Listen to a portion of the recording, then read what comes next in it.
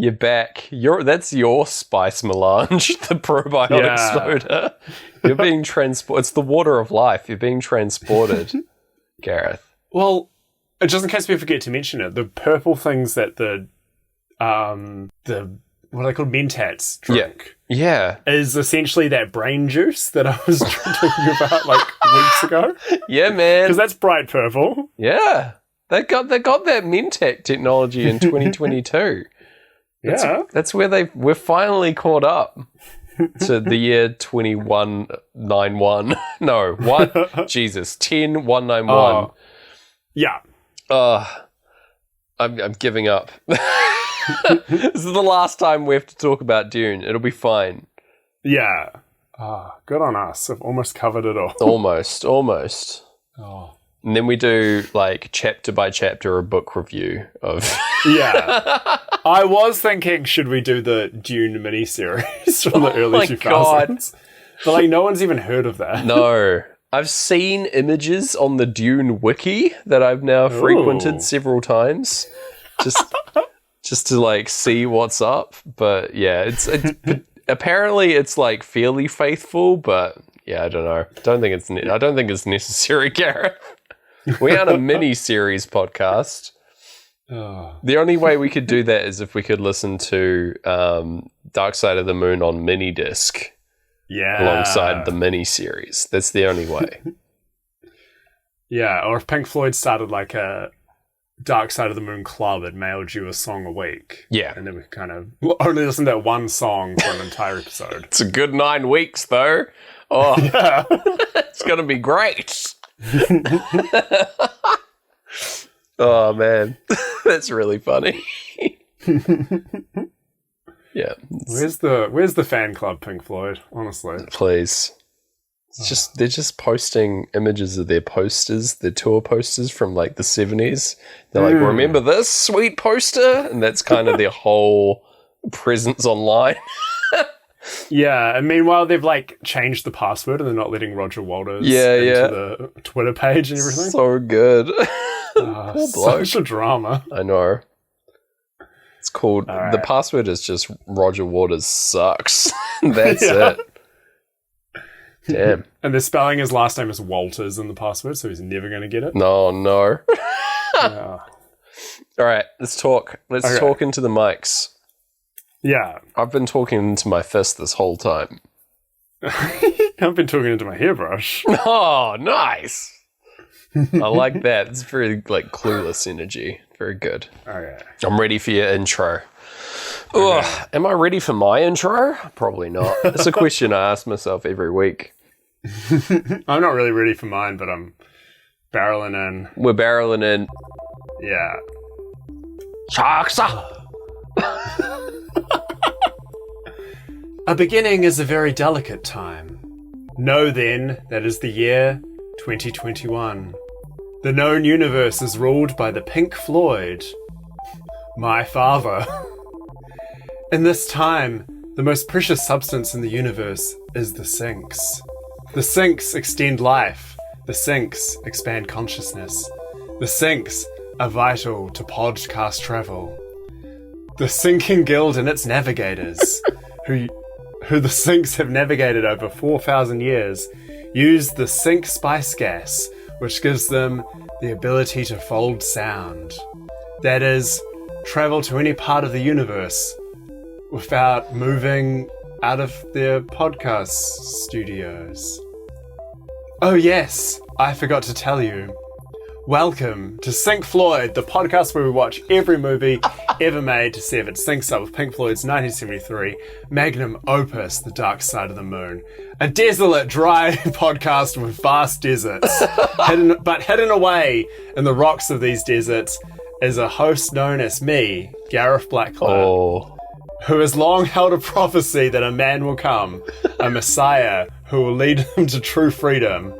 And that man is James Barron. Hello, James. Hi, it's James Modib here, ready to save the world. I'm the white savior you've been waiting for, Gareth. It's me. I'm here to fix the problems of Earth through the medium of my podcast, much like many podcasters out there aim to do. Oh my gosh, how's it going? We're here, we're back. We've had a little bit of a break, and now we're talking the final stage of this marathon Dune watch, where we've hit the final stepping stone, and we're hitting Dune 1984, baby, by David Lynch, a good friend of the pod. Yeah. The only director of the only movie which we did a whole episode on and still don't know how it syncs to Dark Side of the Moon. Yeah. Did we just give that like an ambitious question mark and that's it for that rating? I think we gave it a Z. Oh, yeah. That sounds like us. Yeah. Might need to revisit that because I'm going to crunch some numbers when we get closer to the end of this quest. And I'm going to need to know how that overall director sings. Right. I feel we'll like Z's that. an unknown integer that we can decide later. It has a floating value that we'll figure out. Yeah.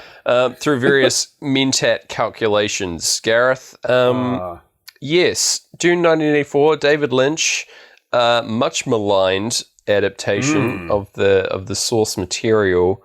But we're big fans of the Lynch man, aren't we? Like, in general, the Lynch man, yeah. Yeah. Right. Or are you calling this film the Lynch man? I'm calling the man himself, the director, David, the Lynch man. Yeah. I like his work. I like many of his films, and I like Twin Peaks quite a lot.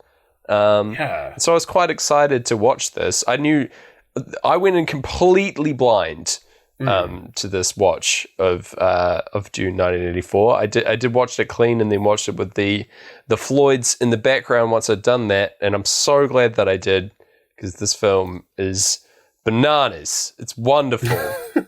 Oh yes. Yeah, it falls deeply into the category of fantasy as hell, and is also just so stupid in so many ways that it reminded me eerily of another film that we recently got done talking about, Krull. Yes, I couldn't believe how similar to Krull this was, right down to the actors in it. Like, yeah. Lynch must have seen Krull and been like, okay, that's how I'll do it. Yeah. Finally. He has to have seen it, right? Like, it is so close and so similar.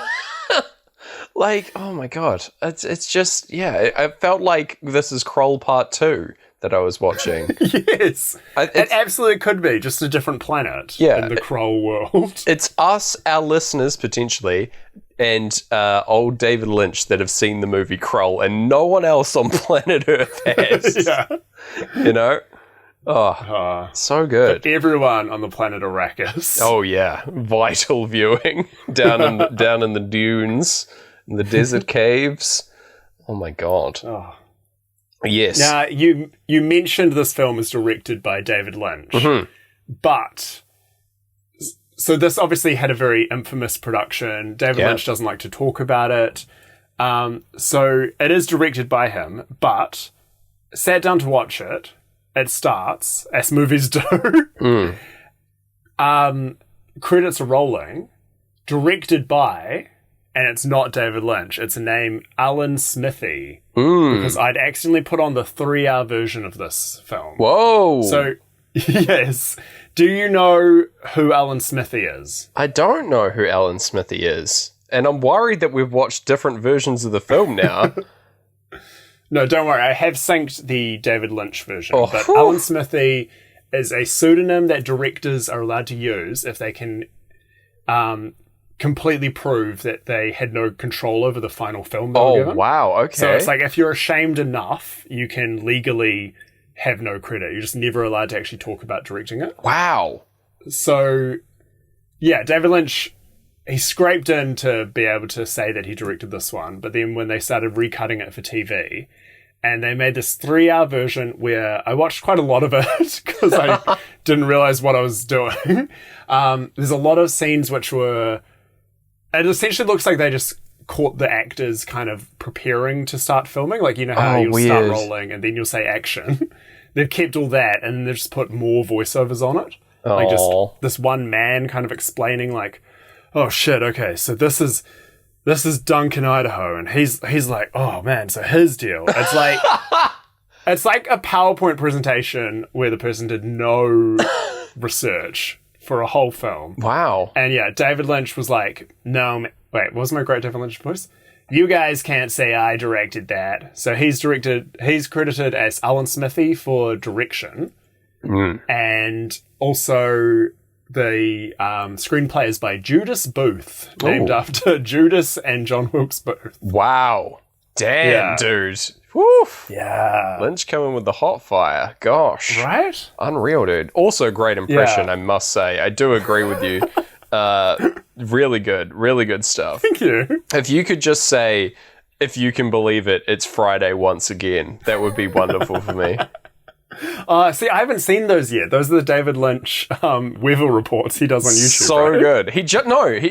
There's no weather report. He just says the day's date and then says, if you can believe it, it's Friday once again. And that's it. He does it every week, and he's been doing it for like over a year or two now. Whoa. It's really wonderful. What a guy. Yeah. If you can't believe it. No, I can't do it. It's because that's a direct quote and not me reading his mind. Yeah. It's well worth seeking out. Yeah. That's his much better work than this film. So one he's more proud of. Yeah. But yeah, listeners, if you feel like doing some homework, which if you're going to do homework about anything, it is Dune. Definitely look into the Alan Smithy name. It's really interesting. Like, there's a Hellraiser movie directed by an Alan Smithy. There's like a bunch of TV movies, episodes of things. Oh, man. But they've retired it pretty much after nerds like us figured out what was going on. They don't use it anymore. And now people just seem to be credited by themselves and then just like... They just own up to I don't know. Their mistakes. Or campaign heavily to get a 4-hour version of their film put on HBO Max. Seems like a weird move. Seems a little like a lot more work, really, but than just choosing the name Alan Smithy. It seems like it was a pretty good system. Be cool to do like a watch of every Alan Smithy film. Like, just to see his collected works and see what they're like as a collection, you know? Probably not great, we're not going to lie. But, like, well worth looking into, I reckon, just as an experiment. Yeah. It would be fascinating to watch them all with someone who doesn't know that it's a fake name. And try to figure out, like, what do you reckon directorial, I don't know why I tried for a word that doesn't exist. Directorial voice of Alan Smithy is. This is your like Porky Pig moment. I love that. Yeah, everyone's got to have one. Yeah, I don't know. I'd love to do that. There's a show in that for sure. Having one straight man who has no idea about the Alan Smithy thing, and you and I just giggling away the whole time. You know, that'd be pretty fun. Yeah. Should we talk about this? Speaking of pretty fun. Yeah. Let's talk about this movie. Let's talk about this mad film, dude. It's this... we've covered off Dune, the story, like, pretty well, obviously. People, like, if you've listened to the previous episode, I will be covering, like, most of the story and stuff, like the beats, the regular stuff, because some things are different, and we are covering more of the story of the book in this version, obviously. We're covering effectively the whole book. But... I am mostly focusing on how it differs, like, and this adaptation differs to the previous version that I've watched, which is the latest version. So, 2021's Dune. Yes, yeah, because you just can't not, like... Yeah. Yeah, we talked about doing this one first, but, like, the experience of watching this after seeing the, like, delicate seriousness of 2021's Dune, it clouds it all. It's got to be done. It's a pretty different experience for sure. And so, it's unavoidable that there's going to be comparisons made. So I thought I'd warn you at the top of the show that that's how it's going to be, because just that's how we did it, you know? That's how we watch these films. So, but yeah, let's get into it, eh? I would also love to ask you, as we meet characters we haven't met in the 2021 Dune. Sure. And this should have been a segment we pre-prepared, but who you'd want to play them in this newest version. Oh my God. I'll do my obviously best. David Lynch has cast them so differently as well. Super, so you can't just say anyone. I'll do my best to do that. absolutely. There aren't that many, so I feel like I'll be okay. Yeah, you're pretty sweet. Yeah, I think it's like pretty much just fade, actually, now that I think about it. Like, anyway, we'll get there. Oh, there's a couple of other ones. Anyway, yeah. Okay, opening title, Speak to Me. You know what's happening. Everything is coming through. We get an intro of like a whole bunch of lore drop right at the start from none other than the Emperor's daughter, Princess Irulan. I don't know why they chose her. Like, seems bizarre to have her as the intro. She does a lot of the like epigraphs and things like that in the book. So like a lot of the little chapter header segments, like history of kind of things, are written by her. So potentially that's the reason that she's giving us this lore dump intro, because she also does it in the books. But anyway, it seems strange because she's just sort of mean mugging, staring down the lens, and also fading in and out, like, Yes. which is an interesting choice. Yeah. I loved this Skux move of opening a film like this. Like, it's everything I kind of hate about fantasy, but it's owning it so much. Like, yeah, even to the point where she fades out for no reason, fades in, which does sync very well with the guitars kicking in. Yeah, because we go into breathe over this, yeah. Yeah. And then she outright goes, "Oh, I forgot," and then drops a whole bunch of more lore on you, and then disappears, barely to be seen again. The actress called it a glorified cameo. Yeah. Yeah, she sort of just does some standing around for the rest of the movie, other than just staring down the lens and giving you the Cliff's Notes on Dune. She's like, listen, there's this planet Arrakis, Dune, it's a desert planet, this is the year, this is the Emperor, there's the spice. What else we got? She's me. She's me doing the podcast, basically, but like very condensed. Yeah. It's very good.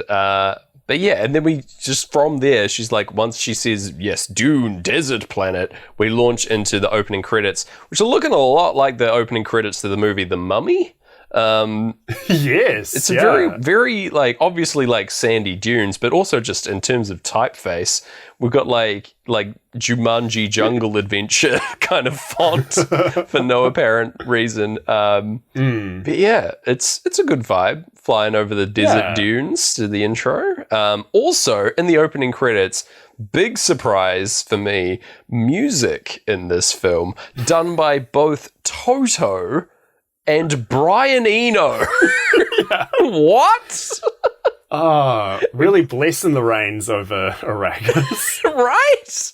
Excuse me? Do you reckon they'd ever met before this? Or again since? I don't know. Probably at like a festival or something. At like Band Aid or something. But like other than that, I don't think so. Like, what a wild pairing, first of all, but also just having that pair of bands covering the music for your film. Also, the music in this film isn't that good.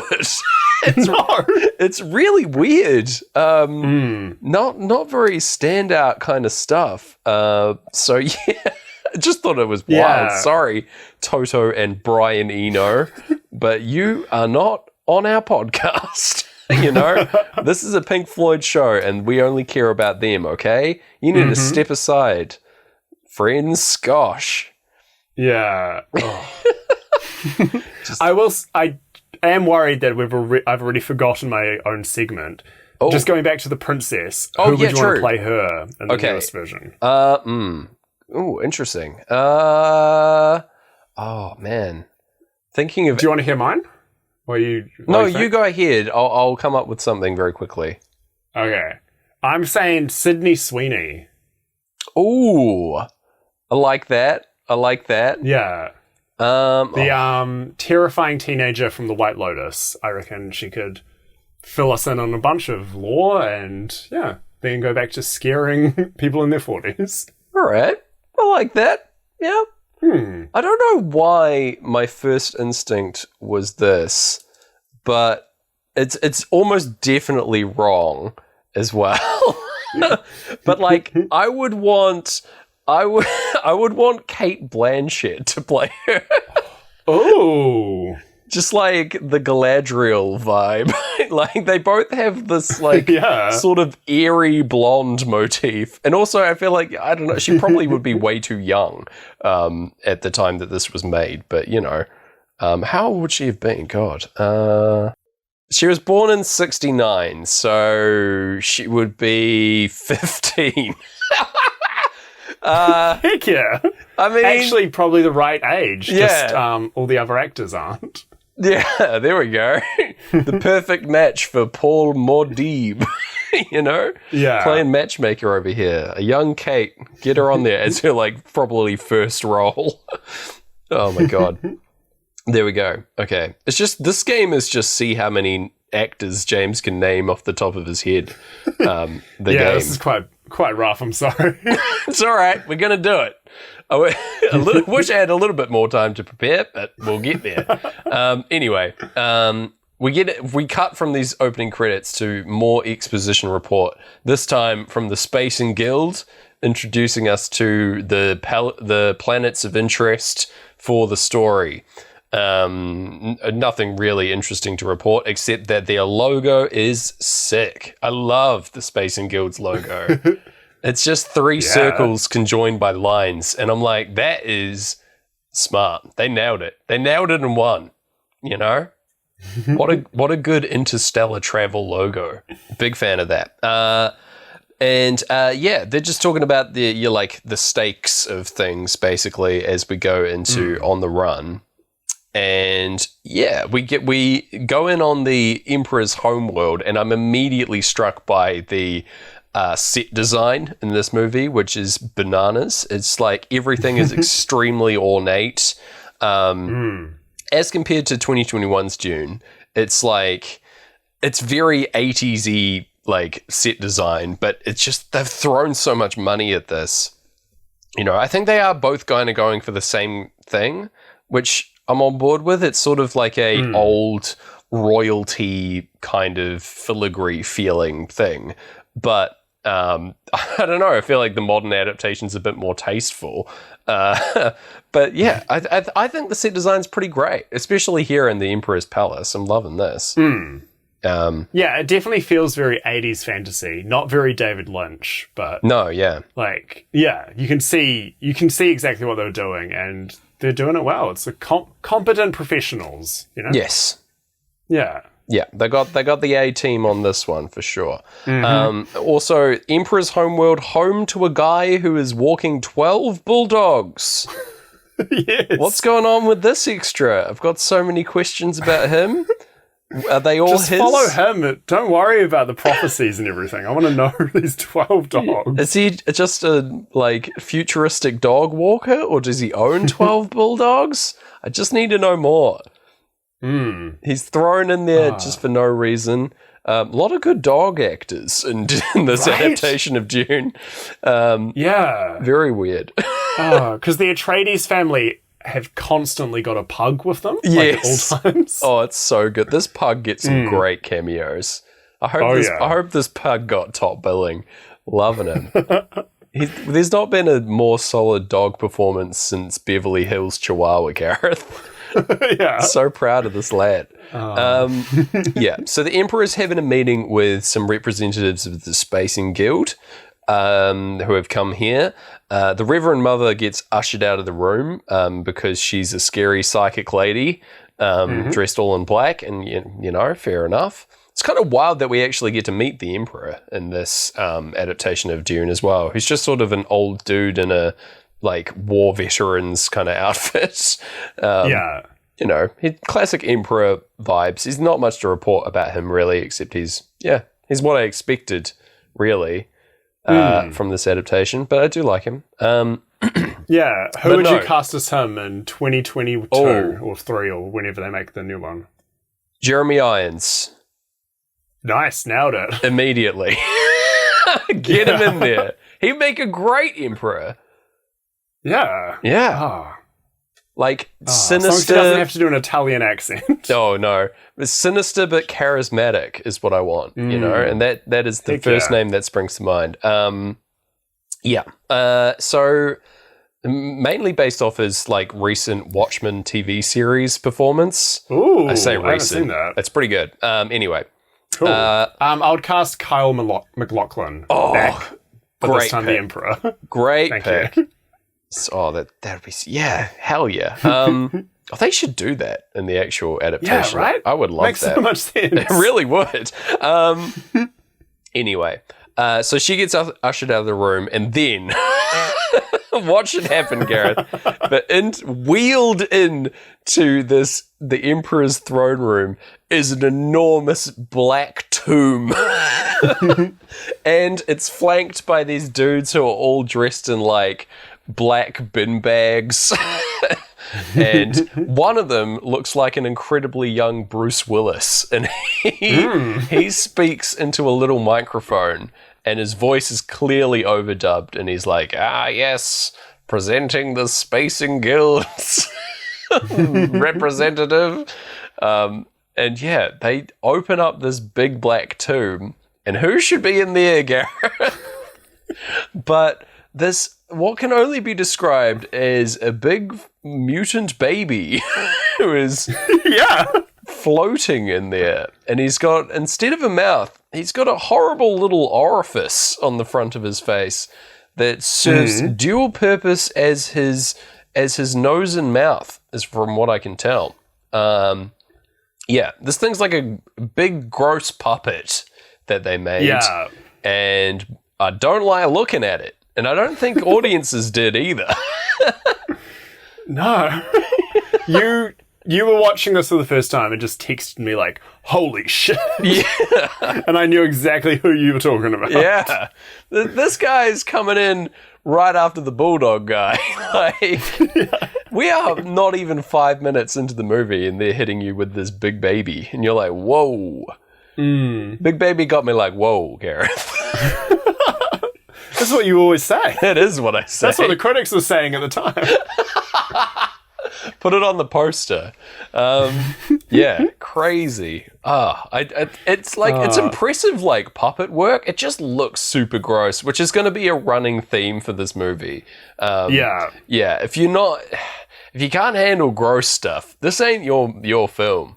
It's got a lot of gross. David Lynch isn't your guy. No. Oh, well, yeah, I guess so. Yeah, he does a lot of good gross, but I feel like it's even more so in this. I feel like he was going for the gross out film much more so in this work than any of his other that I have seen. Yeah, there's something about Mary level gross out. Yeah, it feels kind of cheap in this movie in a similar kind of way, and that they're just going for like, ugh, icky. The same kind of thing that like a kid's magazine would be going for, like a Mad magazine, like, oh, you got covered in goop, and you're like, oh no, my day is ruined. That kind of level. But you're in fact, with all the prestige actors in this, it is a lot like you've just invited them all to the Kids' Choice Awards and slimed them. They're all getting gunged up on stage. That's like what this movie's all about, really. Now I understand this film. I didn't, and now I do. It's just an extensive cinematic gunging. Cinematic gunging. What a phrase. Love that. All right. Refuse to explain that to any international listeners. Absolutely not. A cinematic gunging. Anyway, the big space baby wants Paul dead specifically because he is a threat. They can sort of see the future, the big space babies, because they use the spice, of course, to navigate. Yeah. So they gain a little bit of the spice magic powers, as you do. They're always tripping on the spice in their big tomb tanks. They see Paul as a threat. And the Emperor's like, no, you mean the Duke, right? And Paul's just a little boy, man. He's only 15, allegedly. And he's like, no, we mean Paul. So look out for him. And the Emperor's like, whatever. And then, Big Baby gets wheeled out. And he leaves like a bunch of horrible like water on the ground, like residue. I hated that part especially. Yeah, I guess considering he's in a tank. Yeah, right. Like, I guess they had to like wheel this tank out somehow, but like they just like slopped some stuff on the floor so that it could go there. It's like weirdly grosser than any other part. It's just this like puddle that he leaves behind. I don't know. It weirded me out. And we go into time as well as he's leaving. We're getting all the clocks and time coming in, I believe. Is that right? No. Yeah, the vocals and time. So they've been chatting for a while. I don't think the On the Run crash synced with anything in that first part as well. It's just like them talking. Just a man talking to a puppet. Big Kroll vibes. Who would you cast as Big Baby? Big Space Baby? I wouldn't be able... I would want it to be a practical effect puppet again, and I would want it to be made by our friend who did the eye and Yoda. He did the Cyclops eye and Krull and the prosthetics there, and he also made Puppet Yoda. I want to bring him back and out of retirement, presumably, and get him on the modern adaptation to build a big space baby. That's all he wants. He might have done it, like, for all we know. Yeah, I probably should have looked into that. Yeah. I feel like that would have, like, when you just looking at Wikipedia and you can just immediately see something. I feel like I would have seen Dune. Would have jumped out. I was just having one of my many reads of his Wikipedia page. Yeah, exactly. Just a weekly read through. Yeah. Anyway, from here we head up Caladan, the homeworld of the Atreides with its ocean waves, etc. And we've got our main man, Kyle MacLachlan, here, playing Paul. I love to see him. Yes. From, like, this is where I guess he proved himself to old mate David Lynch pre-Twin Peaks, right? Like... Yeah, because then he was in, I think it's Blue Velvet next, and then I think they started Twin Peaks straight after, so he had like a solid run of David Lynching. Yeah, and he's great in this. I enjoyed him as Paul. Clearly not a boy, but... No. But, That's the sad thing about Kyle MacLachlan is because he hasn't aged. He still looks amazing for how old he is. But it does mean any old roles... You're just like, no, you're in your 50s. So. Yeah. The Lich's curse goes both ways in that, like, you never age, but also you never aged. Like, you've always been that age. It's the Dorian Gray of cinema. Yeah. I will say, his character, I did a little research into him because... we've had a lot of Sex in the City on in the house. Okay. Shout out to And Just Like That. Actually, I don't know if I should give it a shout out. Well, but too late now. I did a bit of research into his Sex in the City character. The Wikipedia page sounds like it was written by Carrie from Sex in the City. And, like, you know how Wikipedia pages of, like, especially TV characters are just like, he did this. Mm-hmm. He is a man. He is. Whereas this is... Dr. Trey McDougal, Kyle MacLachlan, is Charlotte's knight in shining armor archetype. It was a fairy tale beginning when Trey's cab screeched to a stop in the street to avoid hitting her as she was fleeing a bad date. Charlotte was a damsel in distress. He, a knight in a yellow cab. Wow. Yeah. Lovely. Where it's like... I do like that the Wikipedia article reads like a bad romance novel. That's amazing. Like, that's, you're appealing to the target market. That's pretty fun. Makes it a good read, honestly. Yeah, honestly. At least it's entertaining. Whereas, like, Steve Brady, who's a much more, like, character is in a way longer, is just like, introduced in the second season, Steve Brady is a bartender who has an unconventional on-again, off-again relationship with Miranda throughout the remainder of the series. Oh, man. You're like, oh, snore. Man, we need, like, the opposite of a citation needed tag where we can just, like, add more fluff, please. Yeah. Fluff this one out a little bit more on the Wikipedia page. I want to sweep me away. I want to swoon my way through Wikipedia. That's all I want, all right? Where's the swoon button on the Wikipedia page? Oh, my gosh. Anyway, he's here looking at a little TV full of exposition and plot BS that I don't care about anymore. There is a lot of just, like, exposition dump about all this stuff in this movie. It's like, I feel like it's handled a lot better in the modern adaptation, but in this one it's just like literally voiceover telling you stuff all the time. Yeah. I guess it's similar in that like Paul watches like a little documentary, but it's like a hologram and it's at least a little bit entertaining. This is sort of the same like, scene, so I don't know. Yeah, it also feels like it's not doing as good a job as the book, which explains a lot of things, but also doesn't explain some really big things. So it's just like, it just kind of trusts you a little more. Yeah. And like the recent movie definitely trusts you. It's just like, oh, we mentioned this offhand, you'll remember it. Or like, we know the voice is a big deal because we've seeded it, whereas this will be like, he's using the voice. That is the voice. Yeah. They'll be like, this is it. what It's the very voice much- is. Yeah. Yeah. You You should show this to kids to be like, this is what we're talking about with show don't tell. It's just like, this movie is going to tell you everything.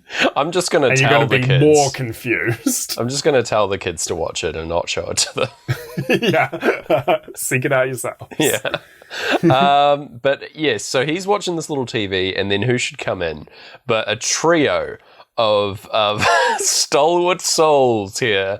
First off, stage left, we've got bloody Patrick Stewart, Gareth, as Gurney Halleck. Wild casting. I know. I thought Josh Brolin was weird. No way. That thing got topped so much by Patrick Stewart.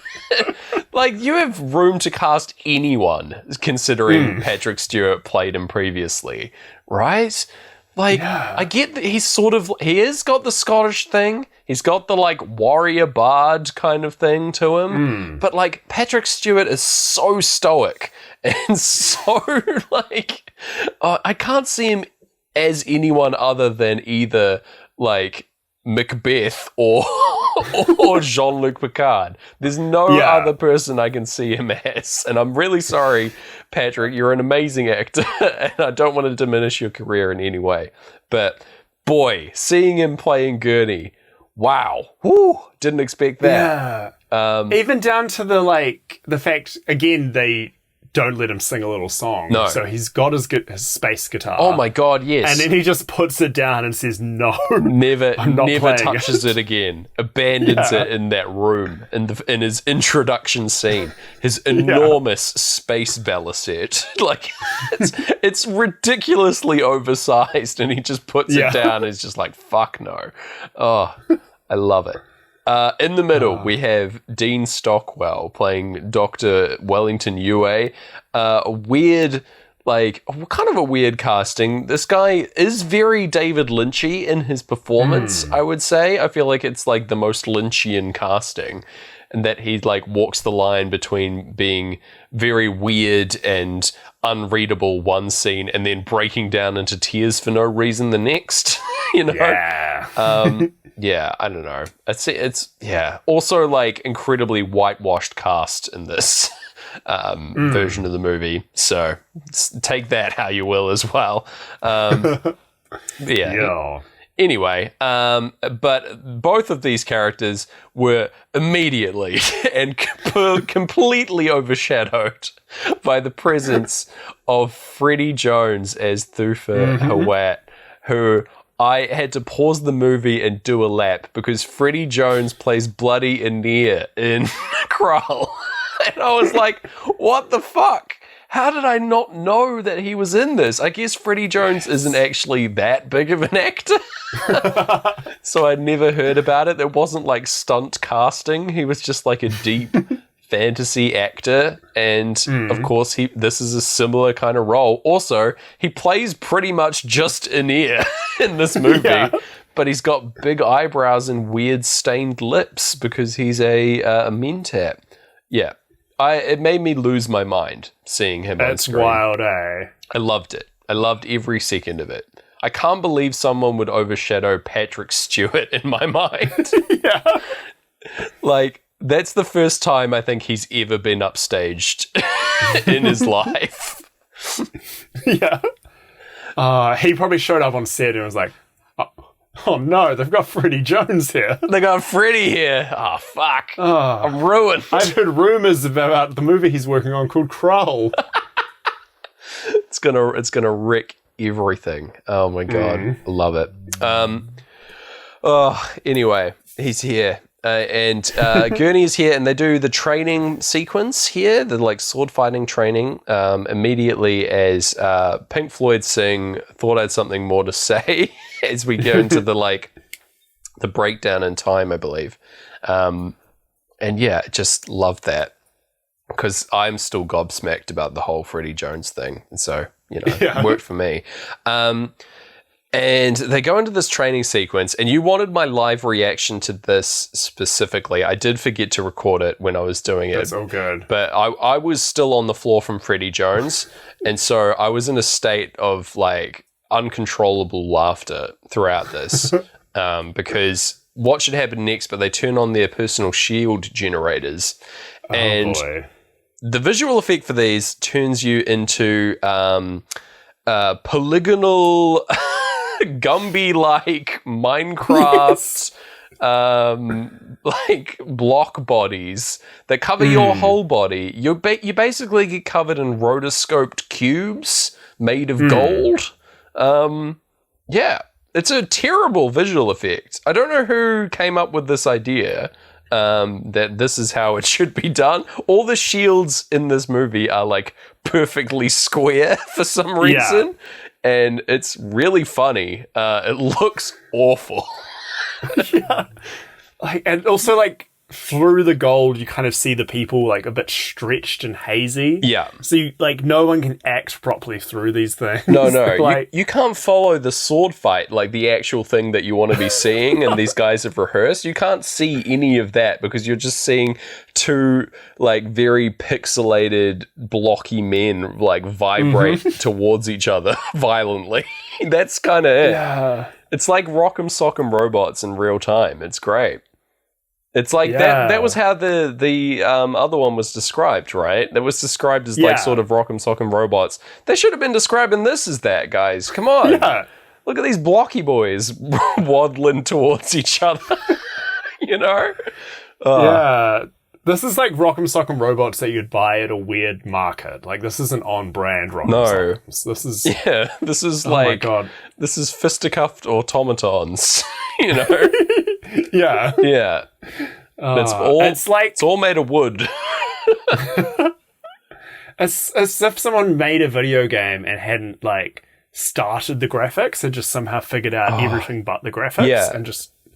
David Lynch saw that and was like, perfect. Done. Yeah. We got shown this as like, this is where we're going to do, we're blocked out where we're going to do the CGI for the shield generators on these actors. And he's like, no, that's it. Put it in the film. Yeah. Then we're done and here, boys. Ship it. Get me out of making this film. I'm done. Alan Smith is out of here. Oh, God. Alan Smithy, sorry, right. Anyway, I loved it. I loved how awful these things looked. Typically, I think they show up like one more time. Yeah, they drop these pretty quick. Yeah, because they do look really bad. But anyway, they do this sword fighting thing where, they hold a knife to each other and it's like, I see you found the mood, etc. And Yue gives a quick, we go into Great Gig in the Sky, and Yue gives a quick examination over Paul, doing a bit more plot chat about stuff, and then we do a bit more extra training that wasn't in the book or in the other movie, and it's because we've got to face off against this like weird pillar in the center that gets lowered into the room that has a bunch of like spiky implements attached to it that can spin around and stick out. Pretty funny. And we've got to test the weirding modules, which is a thing that's unique to this adaptation of the movie. These devices amplify the same technology as the voice that we described earlier, so like a powerful tone of voice that can control things, and amplify that and weaponize it and shoot out a beam from a gun. Hell yeah! Yeah. Said audiences Found a way to everywhere. get guns into this famously gun-free fantasy. Finally, some bloody gun violent action. It's what we've been waiting for Dune. Yeah. Universally reviled this decision to put the weirding modules in, and it's like a major plot point. Apparently this is like the secret that the Atreides have been working on, their army that can use the weirding modules, and that's their like edge over everybody else. Yeah, it's no good. Not a great decision for the plot of the film, and also just sort of weird ad. I feel like this is almost definitely a studio edition, being like, let's make this more like Star Wars, guys. Put some space laser guns in it, and then we'll sell more seats. At least that's what it feels like to me. I hope it's that, because I have heard like David Lynch, he didn't like the weirding way kind of being described as like a martial art, so I think he was keen to change it. So maybe he was the one who was like, well, folks, it's laser beam time. Yeah, it just sucks, man. Like, the whole point of Dune is that it's, like, so deep into that, like, religious lore. It's very much like a martial art, right? So they're studying this thing and honing their craft, and that's the power. That, in doing that is the power, rather than using a gun. It's just a lot less nuanced. I don't know. It's I didn't love the weirding modules. Also, they have to be voice activated. It's a voice activated gun, and boy, that's going to make for some entertaining fight scenes coming up. Anyway, later on, Paul's meeting with Duncan Idaho, who Duncan, I don't know who this guy is. It's Richard Jordan is his name. I've never heard of this guy. Sort of a strange casting as well. He's just sort of like a blonde dude who later on gets shot. I feel like if in the 3-hour cut, he obviously has more to do. But in this one, he's just sort of sitting around. But yeah. He's very much like, if Jason Momoa is such a cool person. Yeah. That's perfect for this role. This is like the Duncan Idaho that would like tell everyone to be quiet on a school camp. And then go sleep in the teacher's tent to make sure he gets a good night's sleep or something. Exactly.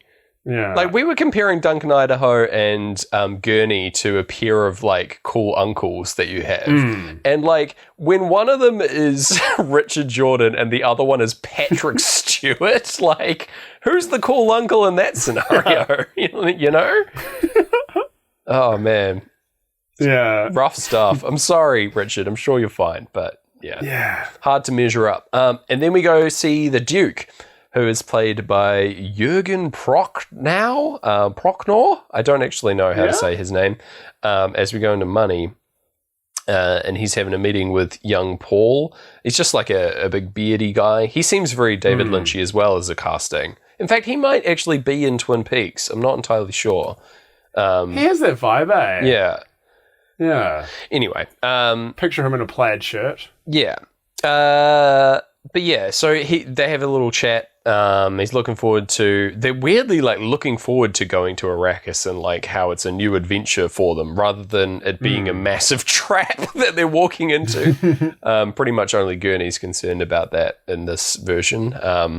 Just starts saying some like very cryptic things. The Duke does. He says the sleeper must awaken, which is going to become important later. It's just such a strange thing to throw out there when you're hanging out with your son. But fair enough. Later on still, Paul is having some dreams, which are very David Lynchy. There's a lot of... there's water imagery that's shot fully in black and white. And we see a shot of Sting just saying that he's gonna kill you, which is always alarming when that happens in my dreams. That kind of dream stuff.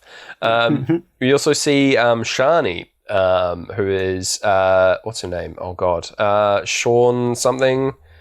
Shit, I can't remember. She's the girl from Blade Runner.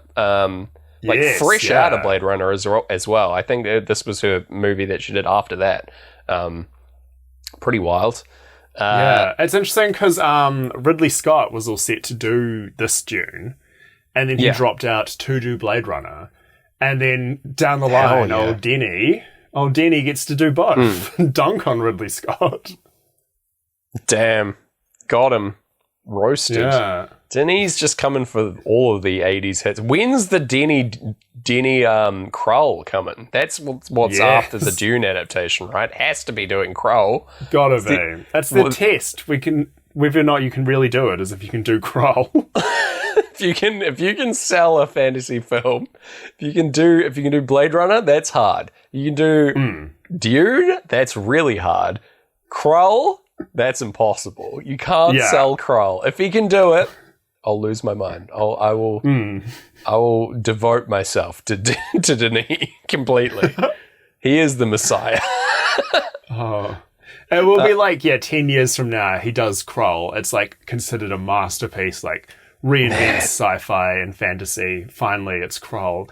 And then we notice, like, listens to our podcast, something like shoot out of nowhere. Spike exponentially. Yeah.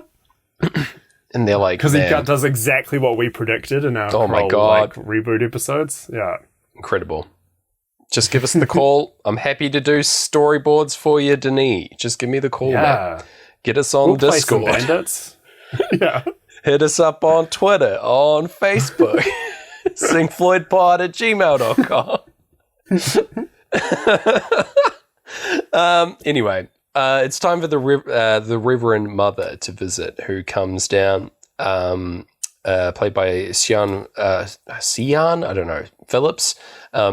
And it comes down for her visit to do the whole pain box test, etc. And she comes to Lady Jessica, who we haven't seen up until now, who is another bloody Krull actor, Gareth. Yes. It's the widow of the web, Francisca Anise. Here she is. I couldn't believe that either. I was like, no, we can't have both the widow and Anir. What? Yeah, who famously have their time together. Right? In that movie. They got but them not both. on this one. Got them both, man. I feel like, at least David's seen the Widow of the Web sequence and been like, this is great. This is awesome. I want to put this in the film. You know? That's very good too. Get them in my Dune. No, I've lost it. I'm gone. Anyway. I couldn't believe it. I'm so happy to see her face. Also, thing about her and Shani as well later on, they have their hair really, really tied up tight. And then as soon as they like lose control, their hair becomes big 80s hair. Both of them. I don't know what that says, that it's both Paul's mother and his love interest that happens to, but you know. Maybe some kind of... It kind of joins the other Dune and having that weird vibe as well. Sort of, you know. Strange sort of Oedipus overtones, which we don't like. But anyway. Because, like, I don't think we talked about it when we covered the other Dune. There's a lot of scenes where Shani's about to say Paul, and then it cuts to him waking up and his mom is saying Paul. And it's like putting those two characters just too close together. Yeah. Definitely. It must be on purpose. I don't know. It's right for both movies to be doing it, you know. Anyway, yes. So we have Francesca's getting scolded by Lady Jessica is being scolded by the Reverend Mother, I should say, for not adhering to the rules and bearing only daughters, for their whole eugenics plan to build a messiah as they do, you know, trying to get the future saved. But yeah, she even says it was very bold of you to think you could create the universe's super being. I do like that it's described as a super being in this movie. You're trying to make a Superman. Very fun. Yeah. Yes, and young Paul is listening in on this, and she's like, right, I'll see you later. See you in 15 minutes. And she also says that nothing can be done for Paul's father. For the father, nothing is what she says specifically. And Paul's like, what the fuck? What does that mean? Not looking good. Referencing, I guess, the Duke's unchangeable fate that the Bene Gesserit have foreseen. So we're going into, we've like had the full money solo now and going into the pain box test with the Gom Jabbar. They do get much more explicit in this version about what's going on, which I feel like is appropriate, honestly. I feel like that could have been handled a little bit better in the modern adaptation, because that scene is really, really important as to what's actually happening. And there's a lot more to it that I don't think is gotten into in the movie. It's tricky because it's not really how people talk, right? Exactly. Being like, this is what's going on. There's a difference between humans and animals, blah, blah, blah. Like, people don't really talk that way, but it is important for, like, the background of what's happening in the scene. Because if you're watching, like, I feel like the modern version was just, he had his hand in the box, had the horrible pain, and then she got what she needed out of that test, and Paul was sort of left none the wiser, where in the story, he like understands the truth of what the test was showing, right? Like he gets what the lesson is, but in the movie that doesn't really happen. You don't really get that payoff, you know? So that's one strength that I think this movie has over the other one that I wanted to bring up. Nice. Yeah. Yeah. Well, I mean, people don't really talk like that, but people also don't really put each other's hands in pain boxes. So very I think true. you can take a little license. Not on the regular anyway. No. Yeah. Maybe like twice a month, but not that often. Yeah, just for a little bit of fun, you know? Just to Spice feel it up. something. You got to give yourself the reason to recite the litany against fear. Yeah. Oh, gosh. It is also way grosser, true to form, in this movie. We actually see Paul's hand inside the box, like searing and splitting and like letting off horrible smoke. It's really gross. Not nice watching a hand burn. Anyway, like the more recent adaptation is definitely cleaner in that it gets through the scene faster. But yeah, it doesn't fully cover everything off. So I just wanted to say that. No. They talk about the water of life here as well, which is sort of, it's not referenced at all in the modern adaptation, so I wasn't sure what's going on, but apparently it's used in the creation of new Bene Gesserit people. It's some kind of excretion from the worms that they drink, and that's what gives them their, like, powers. It gives them the voice power and also, like, seeing into the future, etc. So it's all tied back to these bloody worms on Arrakis. Yeah, man. All this mysticism stuff. It's also super gross. Don't drink the worm bile. Yucky. Yeah, you drain that out of the compost. You don't keep it to try to turn your flatmate into a Bene Gesserit. Oh, gosh. You know, maybe, though. Be quite helpful. Hey, Susan, I've made you a disgusting coffee. Yes. How do you feel about fear? Yes. Can you predict the weather, Susan? Yes. And then she just starts ordering you around, and you're like, why did I do this? Susan! Susan, no! I've created a Bene Gesserit monster! Oh, gosh. Ordered around the house. Starts breeding the flatmates together to create the perfect flatmate. No! Susan! Oh, Susan, what are you like? Gosh. She's wearing all black. She shaved her head. Yeah.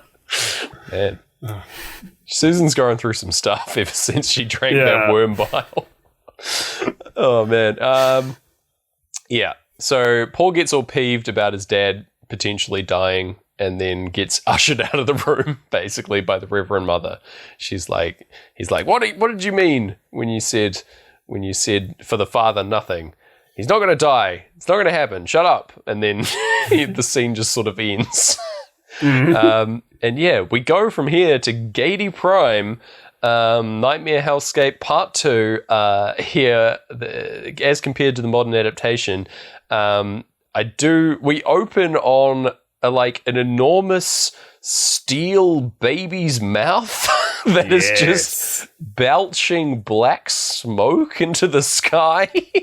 And there's it's surrounded by this steel edifice wall of what looks like an enormous oil refinery. So sort of equal ground in terms of terrifying with the modern adaptation's Gady Prime. Everything's green and black as well in this version.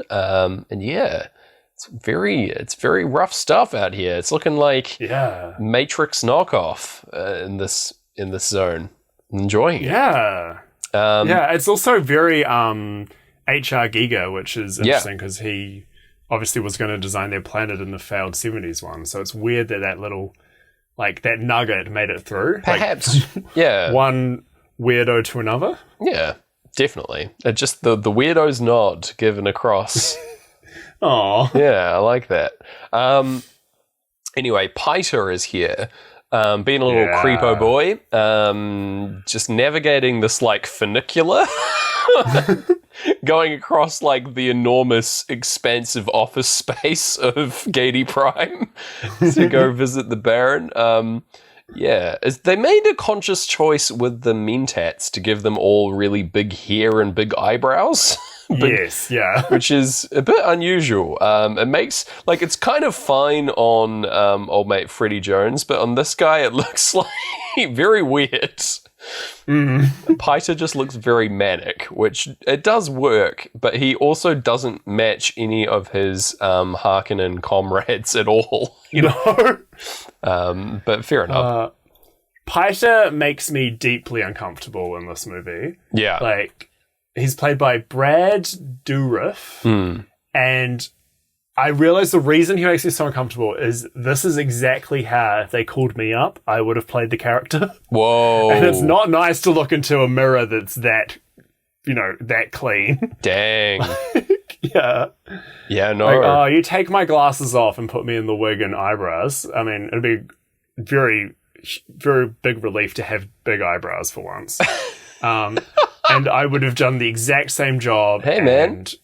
Yeah, no one would like it. Oh, I don't think he's that bad. Oh my gosh. I feel like someone needs to recite the litany against fear, Gareth. I don't think it's nowhere near as bad as you are experiencing.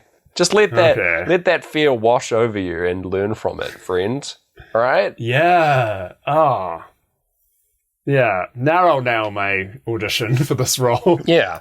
You'll get there. You'll be the Piter that we always dreamed. Oh, thank you.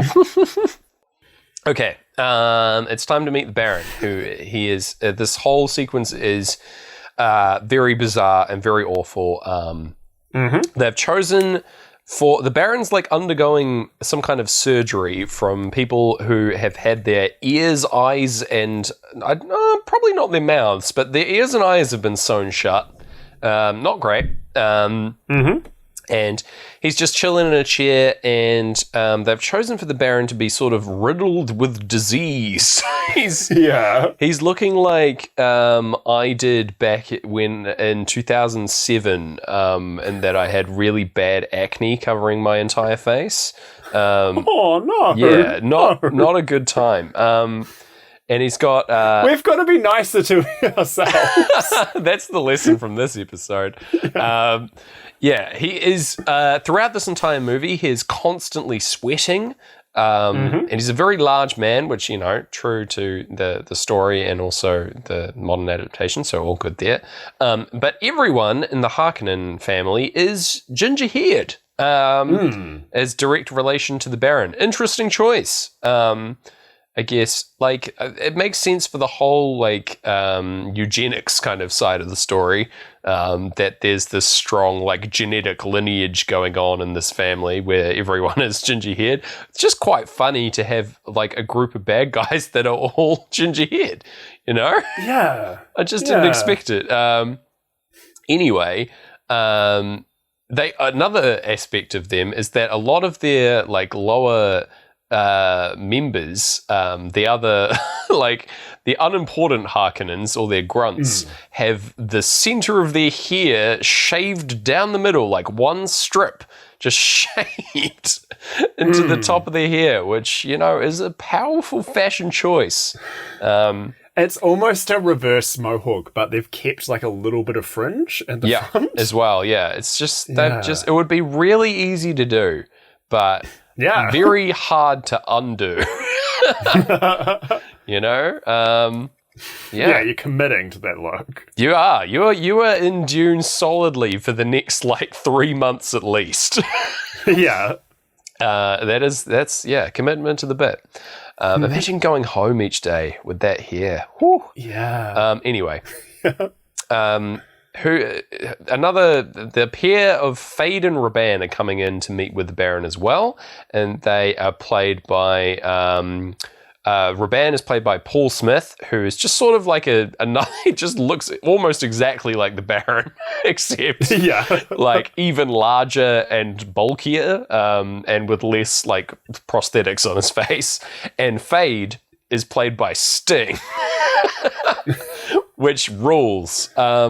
Sting has very little to do in this movie except smile menacingly and deliver bad dialogue, but man, he is loving being here. I feel like if Sting gets interviewed about this movie, I feel like he would talk about how much he loved it. It is pretty much he gets to kind of not do much except smirk evilly and have other characters tell him that he's the shit. Like, yeah, right? That's kind of the whole day. Well, he's the only hot Harkonnen, you know? He's the only one that looks like kind of okay. He made the conscious choice not to shave a strip down the center of his hair, and we've got to respect that, you know? Yeah, huge difference. Yeah, it makes a big difference. Big difference. Anyway, they're also brought in here by a completely silent character who he has one line later on in the movie just asking a question to the Baron, but for this entire scene he doesn't say anything. And he is assistant to the Baron, this guy, and he's played by Jack Nance, who's the dude from Eraserhead.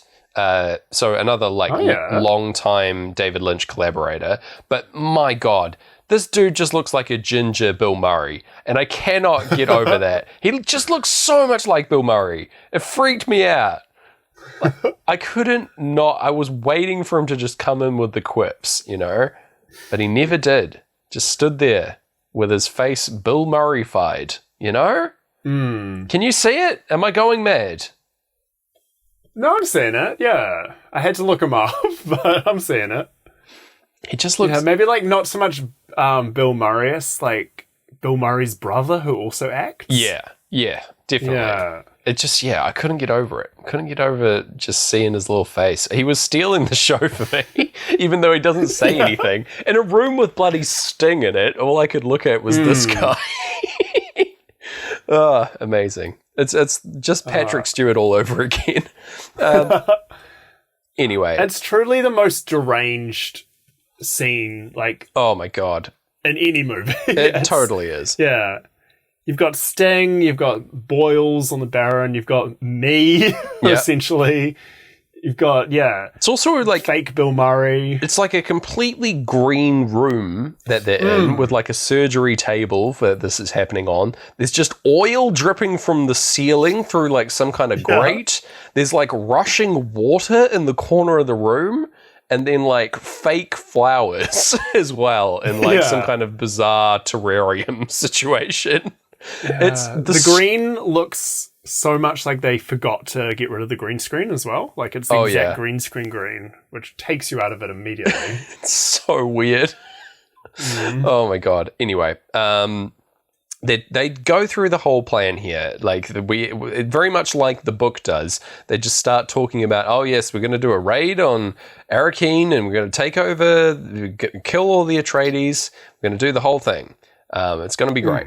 And we go into, I believe, Us and Them, or maybe Any Color at this point. I don't actually know. I've got conflicting. Any Color at this point. Any Color now. Okay.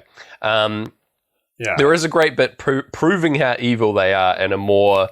I enjoyed this, like, let's see how evil these guys are. I enjoyed this version of that because Raban crushes a little rat into goo inside like a little glass canister, and so he can have a wee drink. Like, it's his little rat juice box that he has. Yeah. Just such a bizarre little throwaway prop, but I do like the little rat drink. And in case that wasn't enough to make you realize that these guys are the baddies, we have a truly horrific scene in that the Baron floats up into the air, goes over to that weird grate and coats himself in like gross oil or whatever, gets covered in that, and then floats over to a guy who has just entered the room as replacing the fake flowers, and molests / attacks him off screen, and we just sort of see the reactions of other people in the room to this rather than seeing it happen. But he rises up covered in this guy's blood on top of being covered in gross oil, and we hear his internal dialogue saying, "This is what I want to do to the Atreides."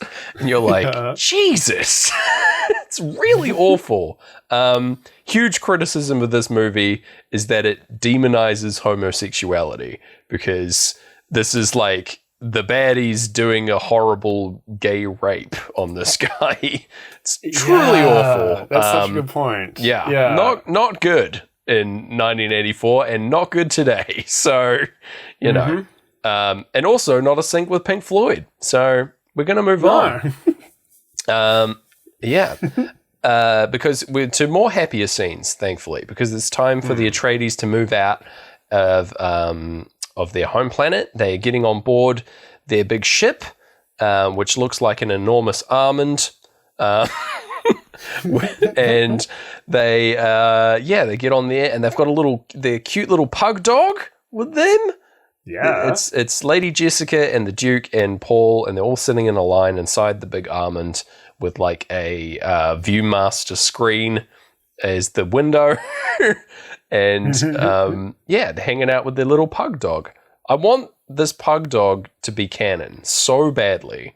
What's his deal? Is he part of the lineage? I'm surprised old Frank Herbert's son hasn't written a whole book about the pug dog yet. Right? Get him in there. Let him be canon at the very least. He's a sweet little boy. He is. He was probably just hungry for treats the whole movie. He had no idea. He doesn't know that he's in a like ill-fated 80s attempt to film an unfilmable book. Exactly. He's just sitting on Kyle MacLachlan's lap. I do love as well that he's about to be like folded through space in this sequence.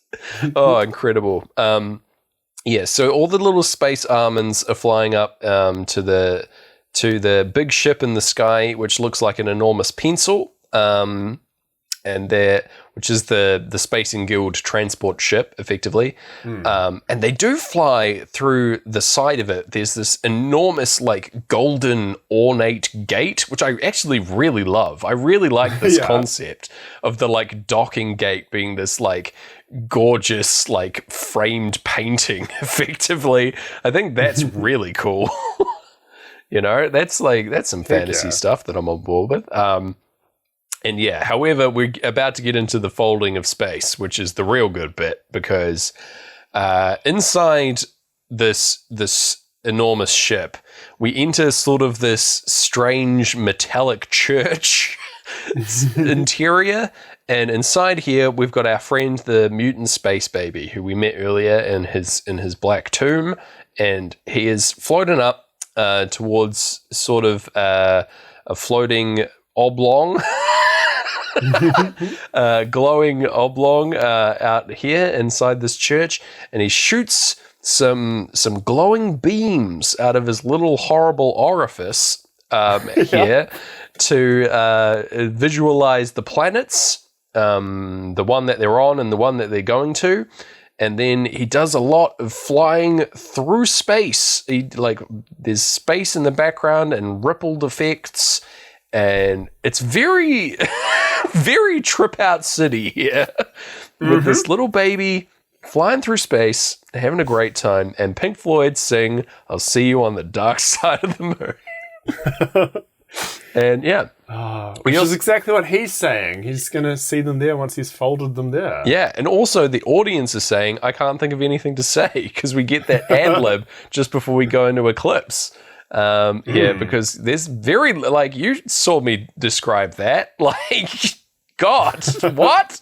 That's on screen. What you just saw, like, I'm glad that, like, we didn't see any of this. If this is what it takes to describe the folding of space, this little space baby and his beams, it wasn't going to be worth it, Denis. I'm glad you cut it. You know? Oh my God. It's fantastic. I will say, but, man, when I watched it clean, like I did a quick kind of rewatch in the background to refresh myself before we recorded. It isn't as trippy. It needs the Pink Floyd to really sell what's going on. Toto and Brian Eno drop the ball on this. 100%. They are not bringing the heat. Yeah. Yeah. Yeah. So we thank Pink Floyd for really reminding us how weird cinema can get.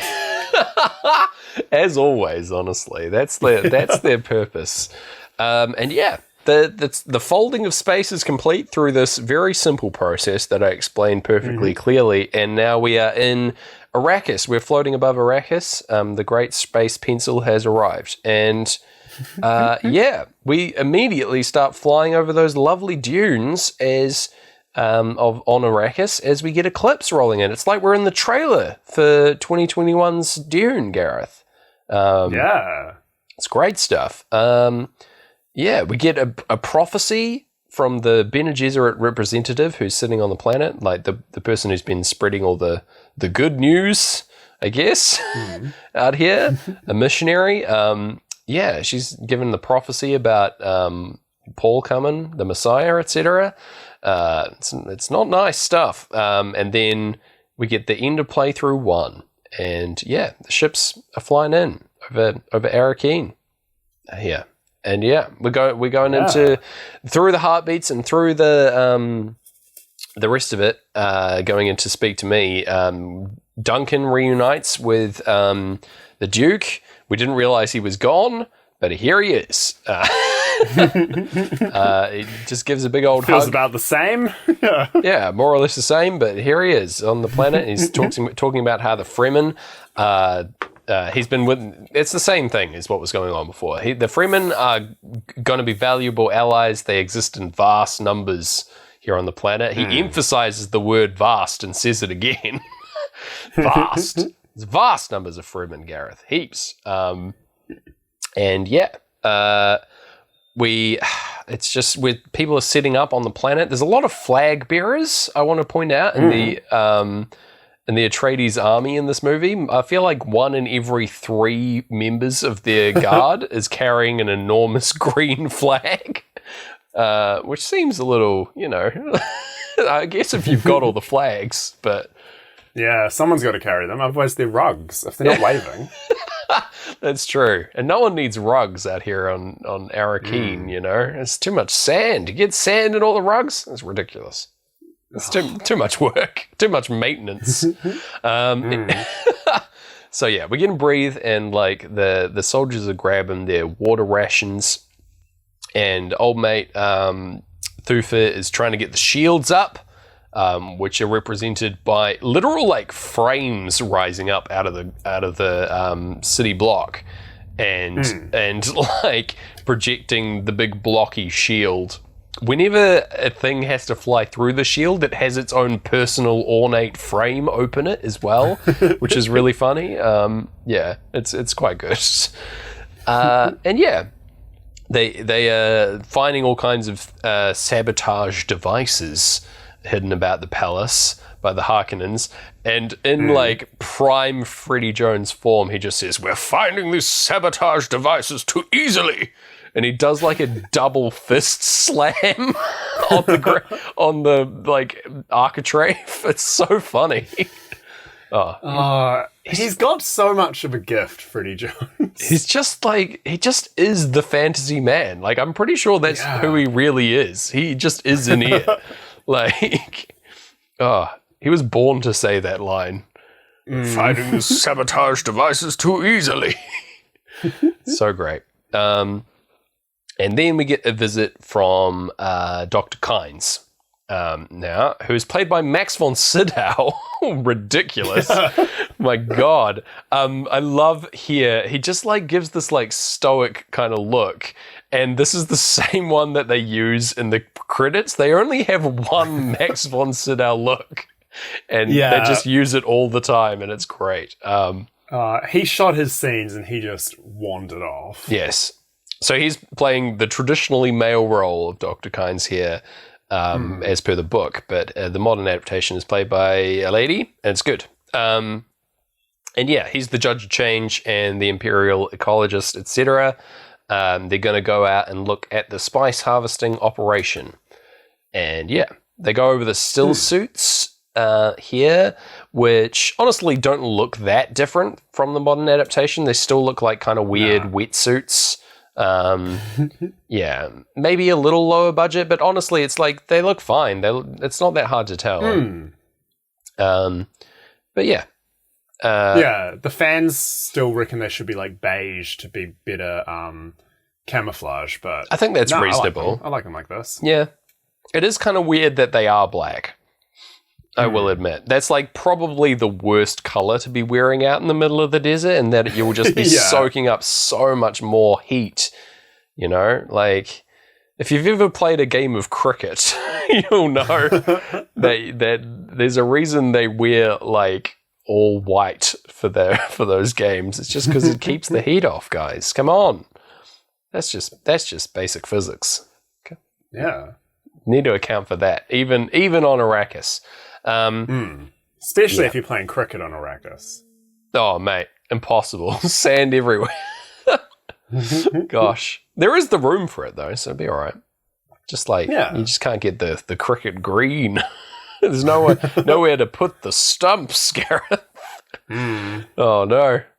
I know very little about cricket. That's my secret. No, neither.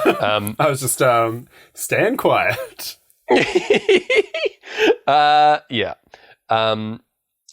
So we go from Breathe into On the Run, and Gurney hears this because he's ready to rush everyone off and move everyone into the ship because we're running out of time. And so we take off over On the Run.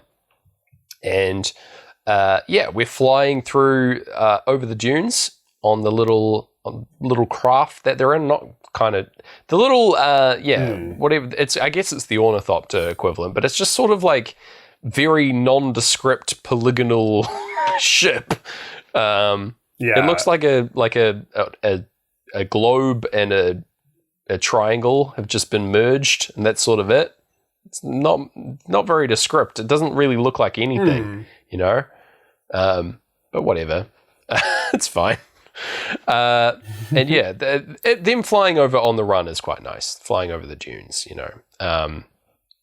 It's just some bad CGI of seeing this ship floating along, which isn't great. We cut briefly to see Dr. Yue has been given. He's going like cutting up the Harkonnen spies, like surveying their bodies, I guess for more traps.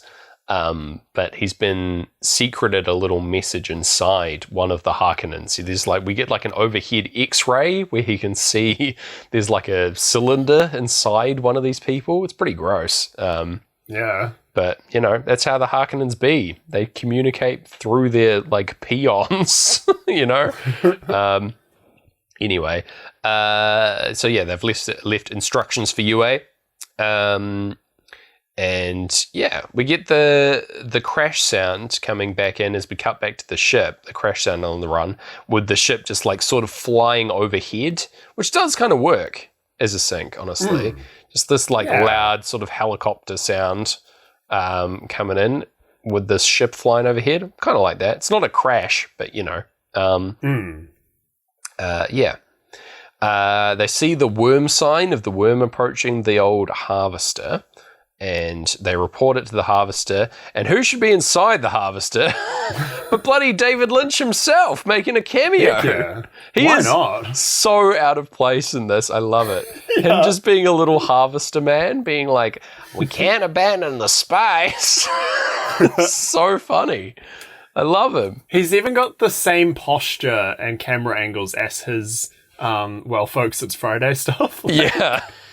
Yeah. If you can believe it, we've abandoned all the spice. Oh, so good. But It's yeah, interesting as well. He's covered in brown dirt, and like everything except for his Fremony blue eyes, and also to the fact where his trademark white hair is brown. Yeah, which really flipped me out on time, because then I was like, he probably hasn't had white hair the whole time he's been around. No, I feel like he's always had white hair since birth, 100%. Yeah. Came out with a shock of white. And who's born, and they were like, you're going to make Dune, child.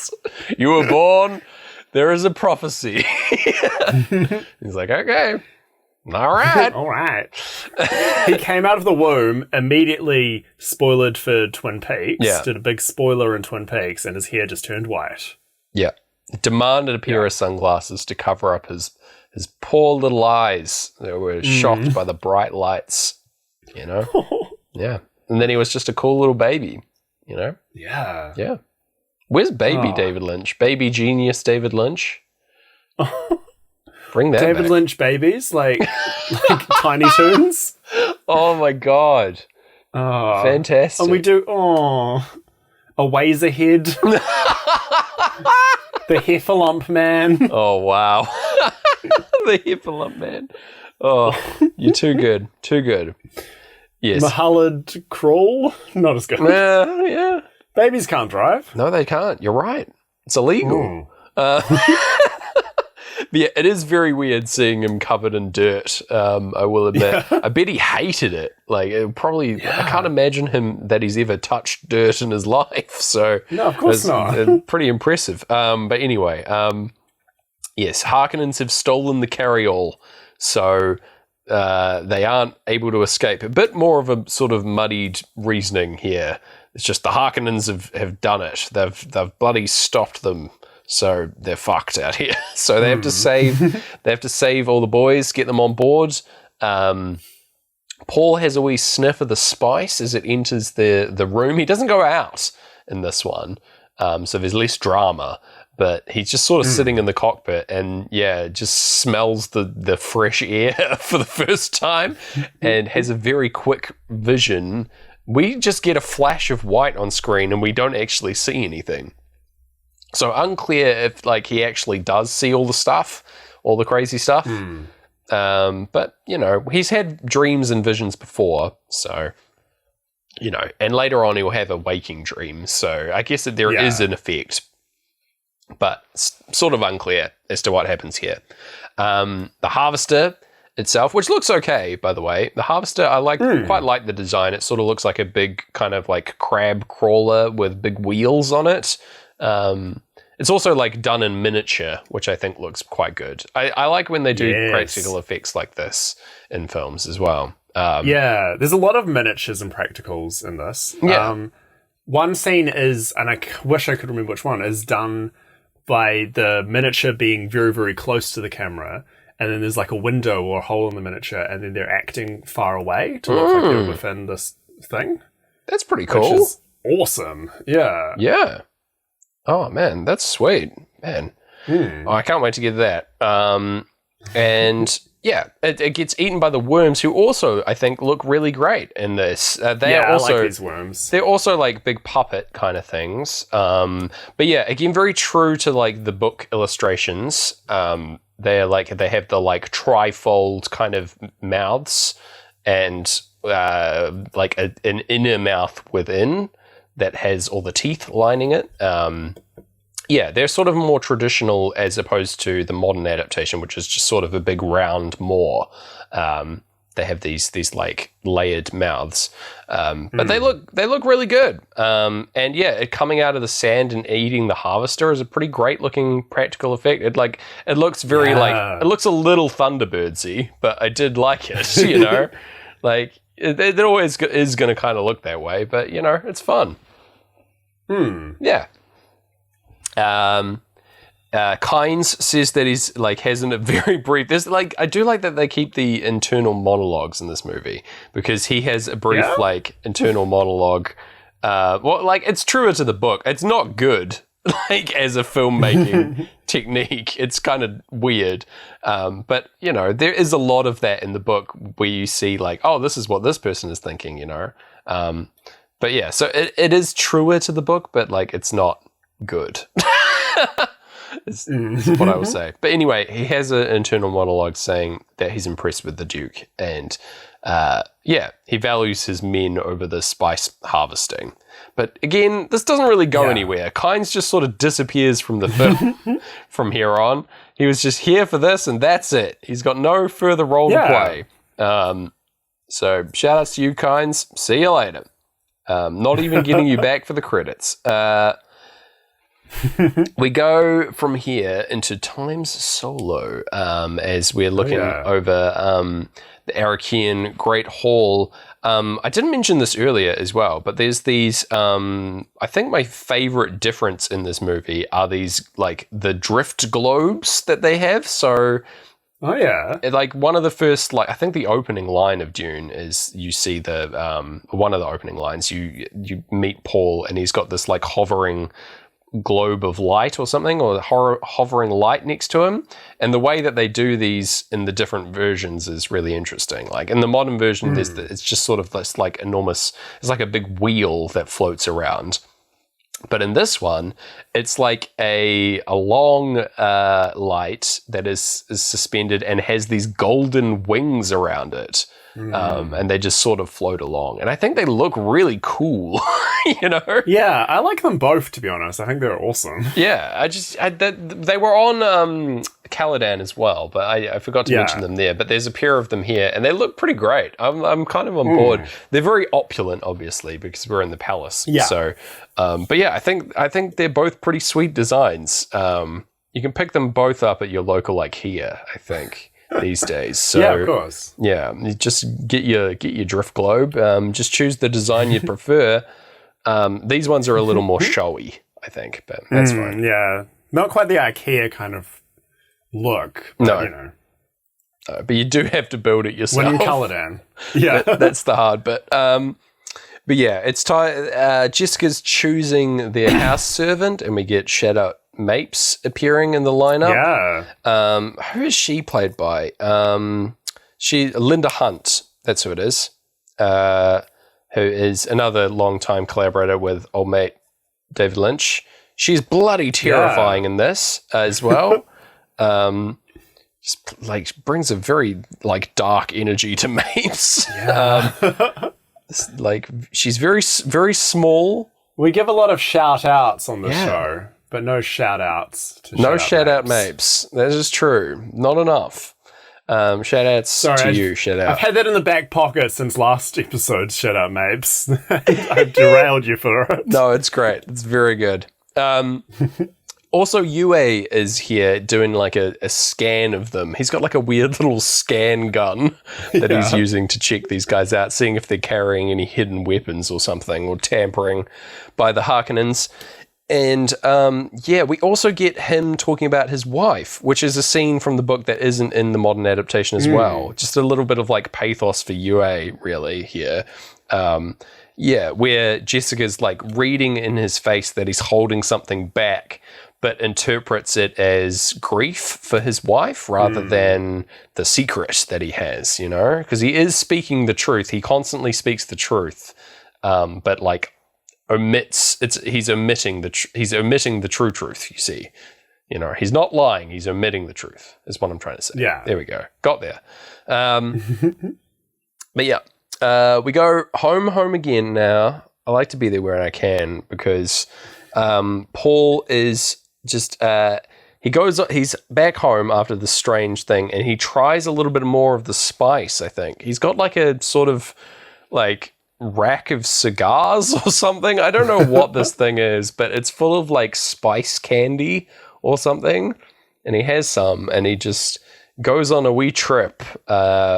We get some strange trip imagery where we see the second moon, and he hears the sleeper must awaken again, his dad's words. Weird stuff. And we go into Great Gig for the second time, and we get the Hunter Seeker coming in to get him, which in this version is just like a floating needle, which looks like I don't know, it looks really weird. It does look like it moves like very mechanically and unnaturally, and that it just sort of rotates on an axis in the air rather than like the modern adaptation is very elegant. It looks like a little like insect or something flying around, where this like looks like an actual like robot or something that is being remote controlled, you know? I found it weirdly more threatening, this like weird floating needle, because it just seems so unnatural.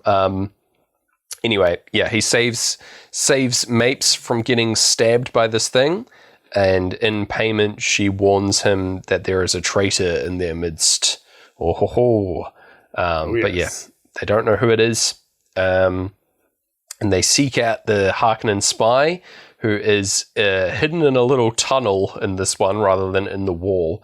And we see him as we get the like tempo change, the like slower, sad part of the Great Gig vocal, which like really made me feel for this guy. This little remote drone pilot. I was like, oh, he's dead. I felt really bad. Just thanks, Pink Floyd. I don't know who he is. Well, I guess in this one, the other Harkonnens who aren't the main three, plus Bill Murray's fake brother, do like, you feel worse for them. You feel like they're having a bad time. Whereas the ones in the recent one, you're just like, oh no, they're all wild. Yeah. That makes it, I get like both versions, it makes sense why they are so fucked up, because their home planets are so horrible. But like, in the modern one, you're like, oh yeah, these guys are all bastards because they live in this horrible nightmare world.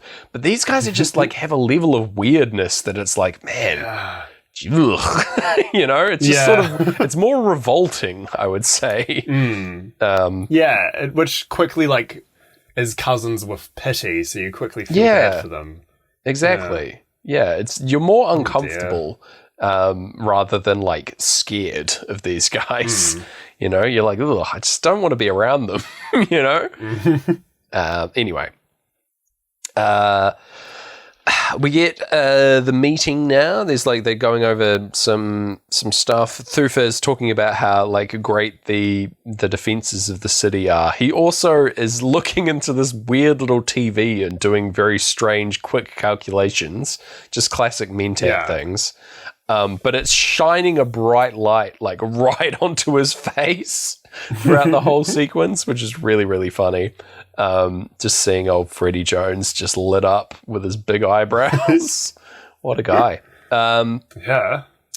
So talking about how impenetrable the defenses are and everything that they have in place, of course, means that it's time for the Harkonnens to break in and destroy all of those things immediately. Of course. Yeah. So they're coming in their weird, like, pillbox looking ships, and Yue is like skulking about in the shadows. We see like a silhouette of his weird hair projected onto the wall, and Mapes like is also skulking about trying to find what is going on, and she gets killed off screen, which is pretty rough, or like it's at least poisoned.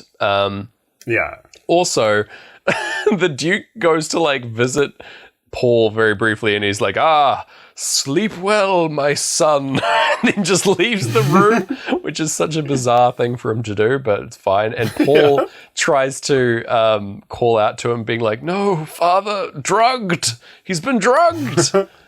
It's so bad. Such a bad way of doing that scene.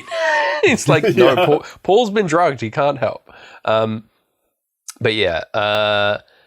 So the Duke's, we get like the Duke wandering around, and we have his internal monologue talking about how he should have married Jessica, and he discovers Mape's body writhing on the ground, who cannot speak as to what has been going on, and she dies horribly. It's no good.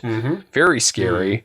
And yeah, he gets shot by the poison dart that is fired by, of course, Yue, the betrayer out here, who has taken the shields down for the attack on Arrakeen. Very scary stuff. He's also destroyed the weirding modules, Gareth. And for that reason, he's the hero of the film. But yeah, everyone loves him for that. No, I love him for that. But never mind. They'll build more. It's fine. They're very easy to make. Weirding modules. You can build them in the middle of the desert.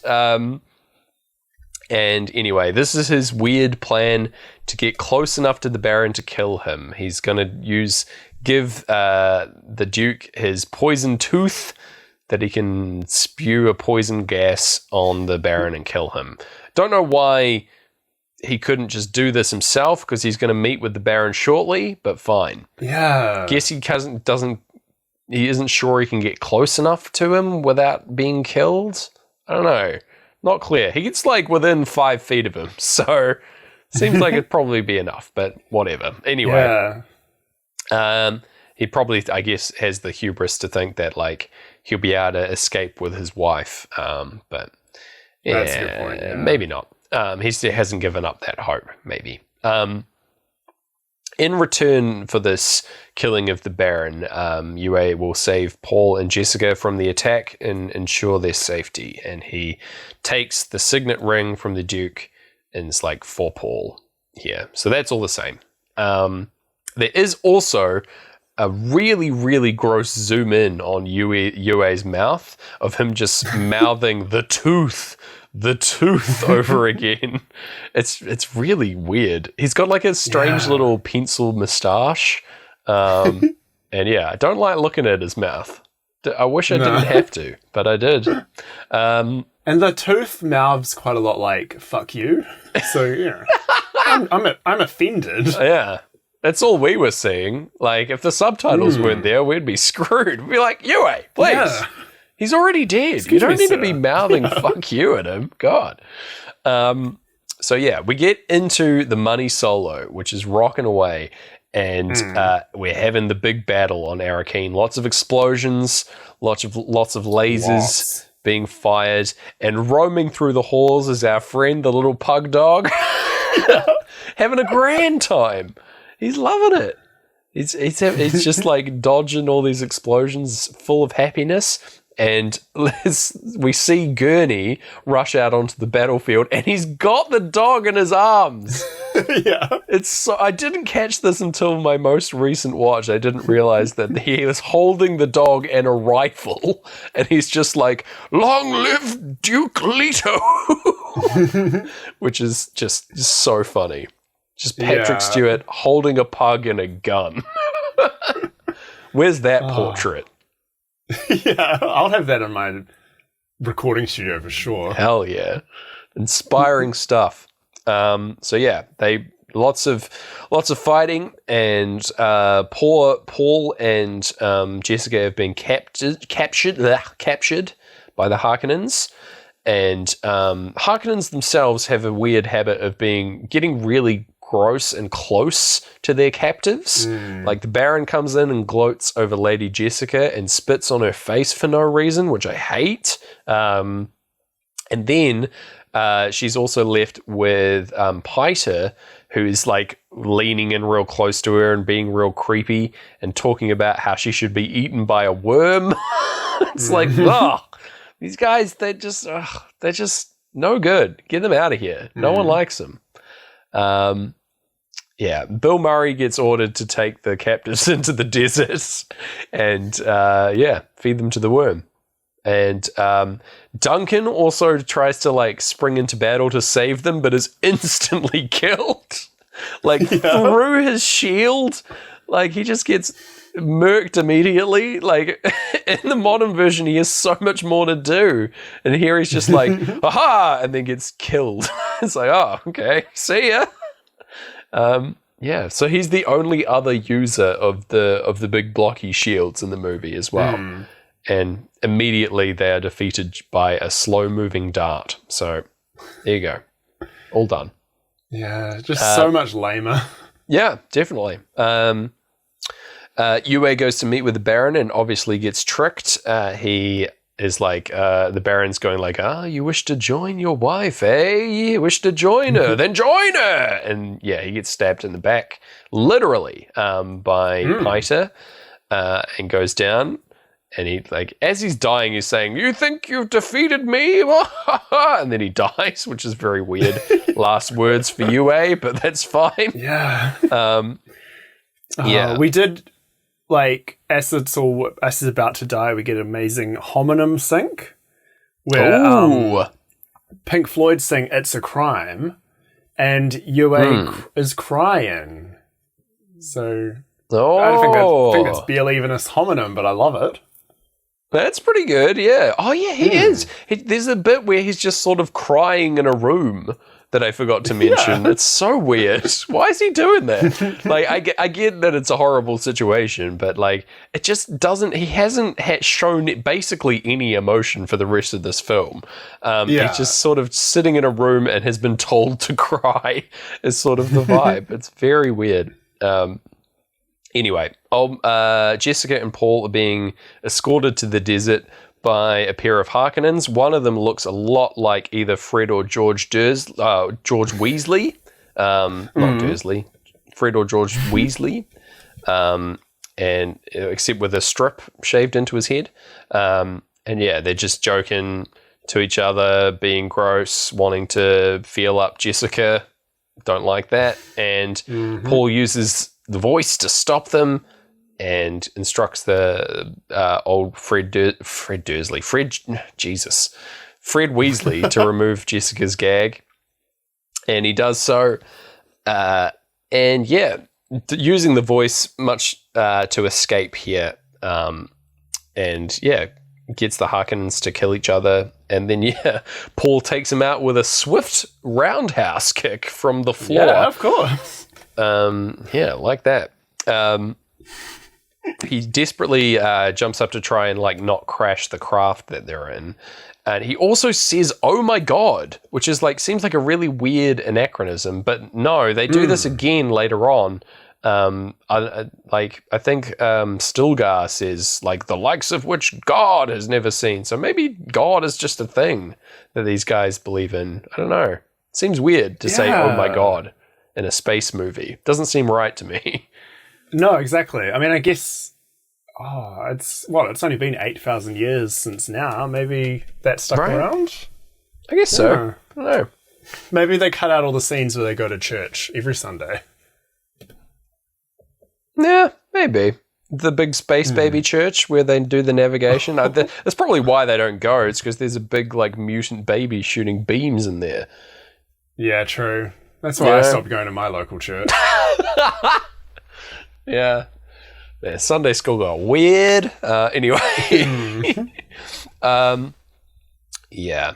The Baron comes over to gloat over the Duke, over the short, sharp shock spoken word portion of, I believe, Us and Them. Yeah. And they're arguing about how the Duke doesn't have the signet ring, so that's like a massive oversight because apparently that's proof of like ownership of their fief and the house of Atreides. If you have the ring, you basically control their power or their holdings, right? It's the representation of that. So that's bad. And in his delirium, the Duke confuses Piter with the Baron. Their faces sort of merge together, and he ends up blasting his poison tooth breath straight into Piter's face, taking him out instead. Which I don't know was a funny part of the modern version, having the Baron clinging to the ceiling, so we don't get to see that. Yeah.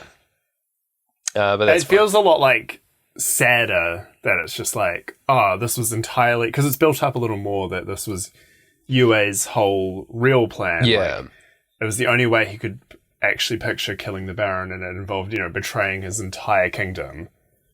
And then for it to just kind of like, oh, whoopsie doopsie, wrong guy. Yeah. Just fail by pure chance, and just sucks. Yeah. The Baron also like celebrates in the dumbest way imaginable. He just flies into the neighboring room, just starts floating around screaming, "I'm alive!" over and over and over again, and nothing else. It's like, okay, fine.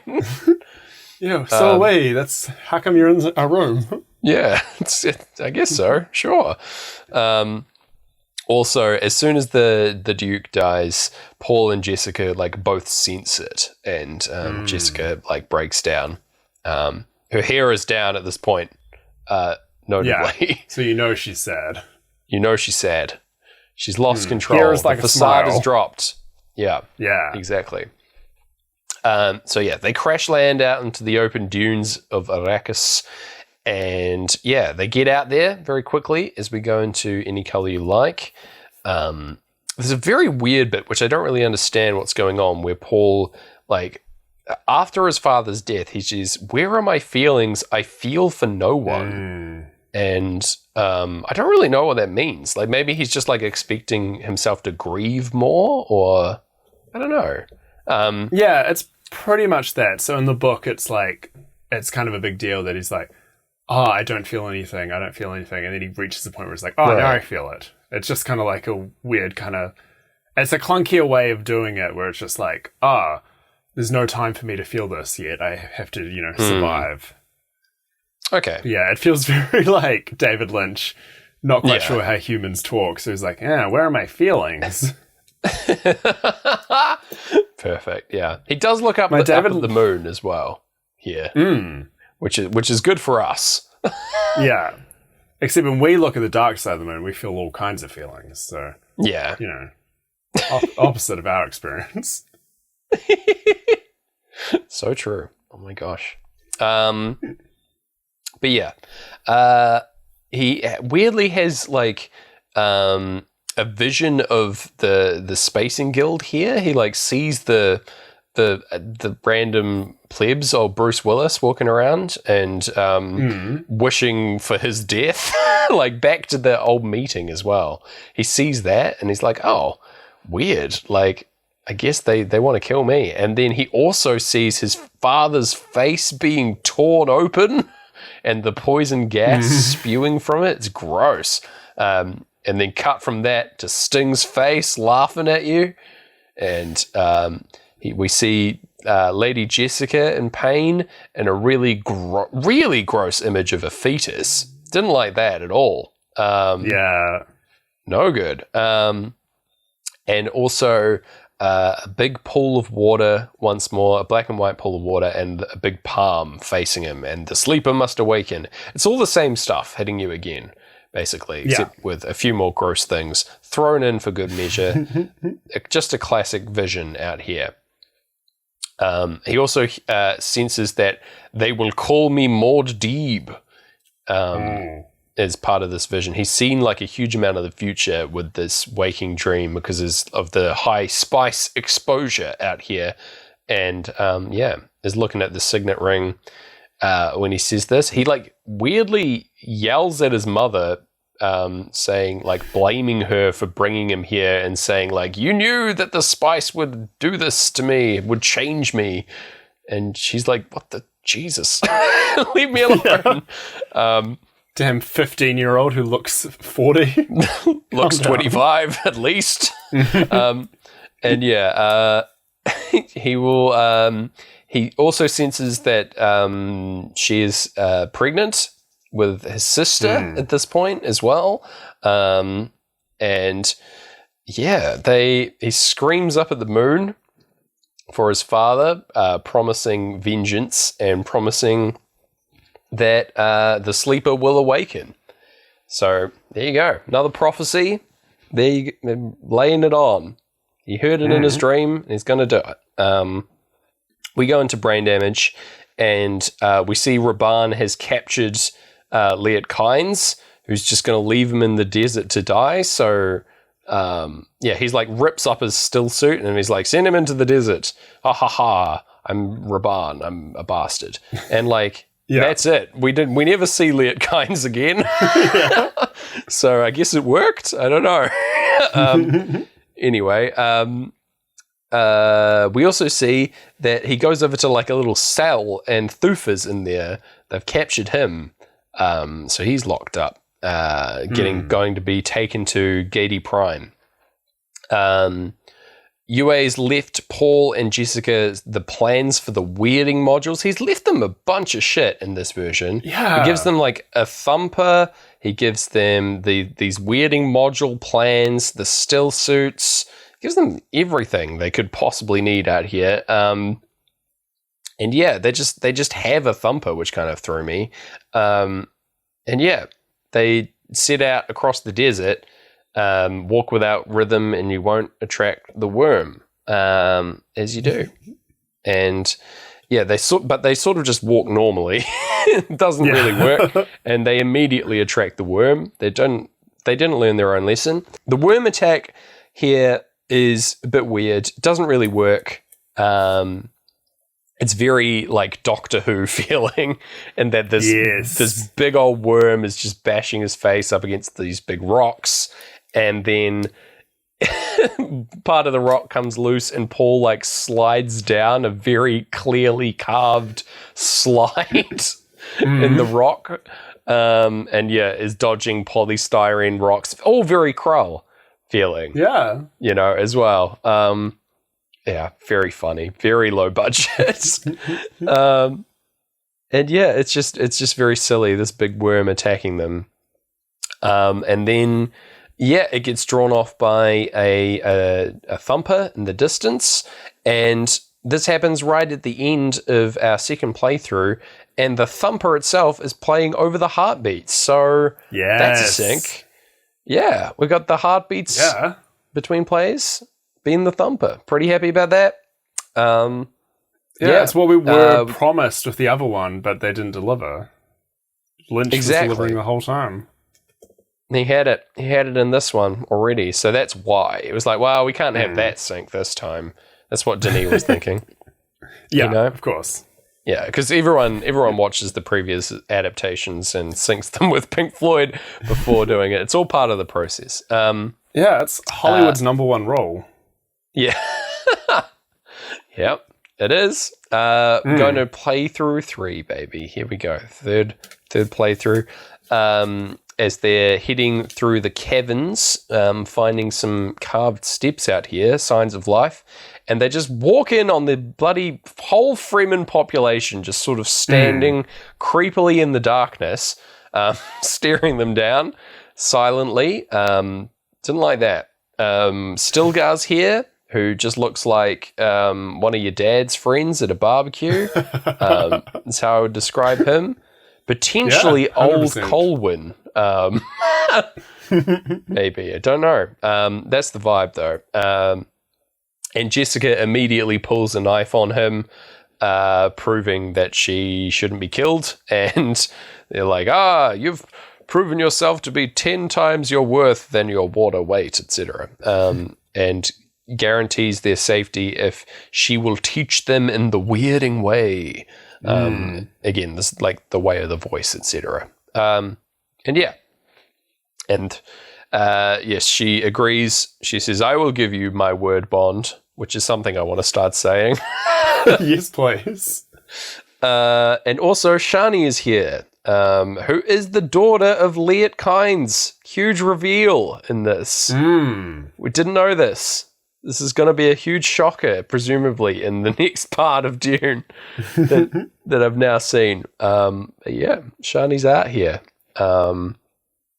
We've introduced her before, played by Sean something that I can't remember her last name. It feels so bad. It's not Shaun the Sheep, that we know. No, they're definitely not. Paul falls in love with her instantly, obviously. And yeah, you can see why. She's got her hair in a very tight bun. Looking great out here with her glowing blue eyes. they immediately go, it feels like they had to do this, but they're like renaming all the characters here. They're like, okay, we will call you Usul, and you get to choose a name for yourself. And he's like, well, what is the mouse shadow in the second moon? And they say, that we call that Muad'Dib. And he's like, well, then I'll be Paul Muad'Dib. And also Jessica gets another name that I didn't write down. But it feels like, it feels like they just read the book and they were just like, oh yeah, we've got to include all this. So we'll just put these names here and that'll be it. You know? Yeah. Yeah, it's very silly. But yeah, this is where the modern movie ends, right here, basically. Yes. But we've got a lot more to cover. Right? And it's very worrying watching this and knowing like, so it took them an hour and a half to get what the modern movie took like 2 and a bit hours. So it's not speeding through it, and there's only like a small-ish chunk of the movie to go where they're going to cover a lot. Oh, yeah. And I was like, this is when I started losing faith in this movie. I was like, okay. Yeah. This might actually just kind of rush through. Yeah, and it sure kind of does. Yeah, so they get immediately led underground to their like civilization down here. A cache of water, a huge amount of water has been pulled here and been gathered by wind traps. And this is the secret treasure of the Fremen out here, where they've been collecting this water, and they plan to use this water to effectively change the climate of Arrakis. Unclear as to how. Some kind of environmental technology that isn't talked about. But they have a shitload of water down here, so they're going to do something with it. At least make a big lake. So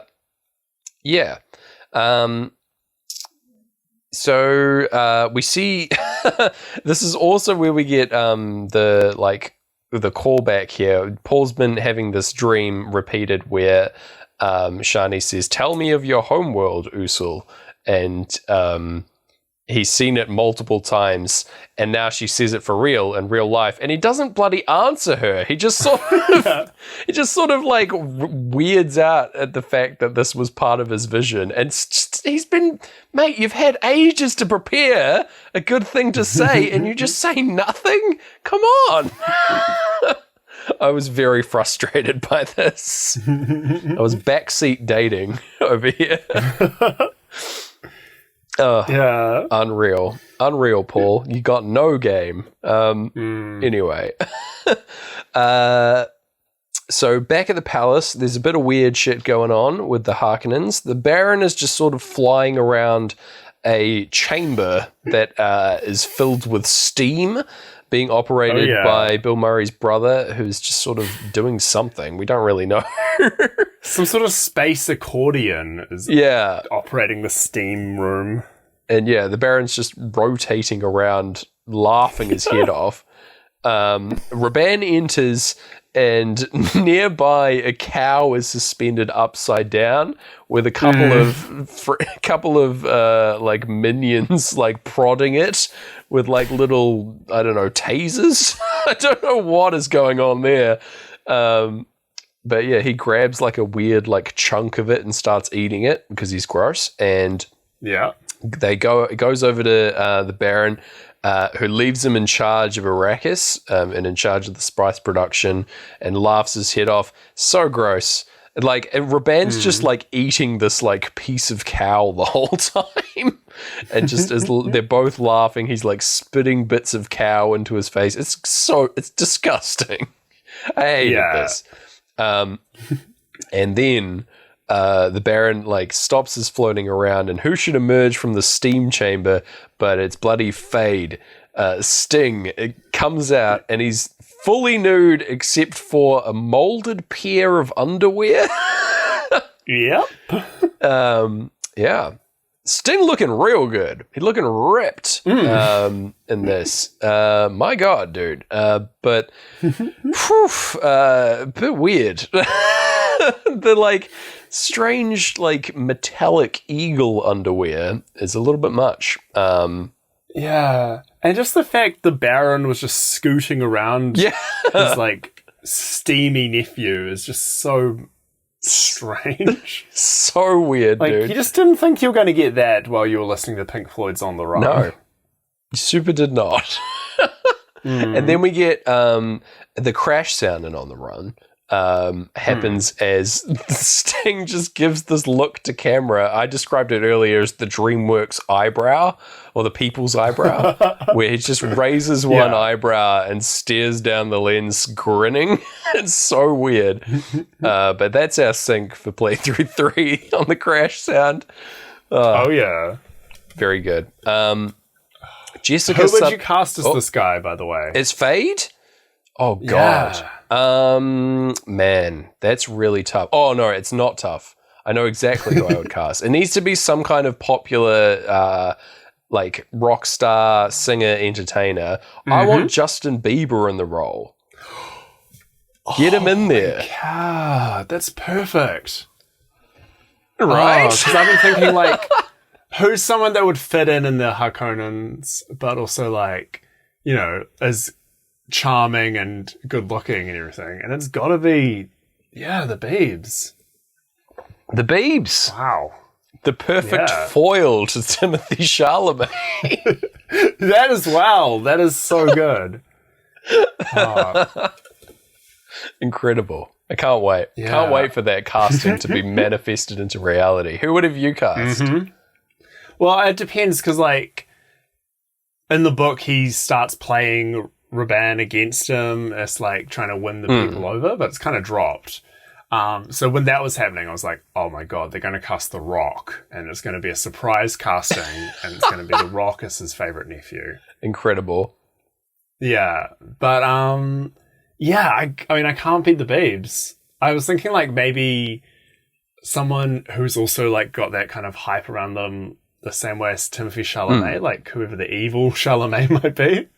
So maybe, like, Lucas Hedges, who was the other love interest in Lady Bird. But he would not... He's, like, such a, like, nice little charming guy. He would not suit hanging out with, like, oily old Stellan Skarsgård.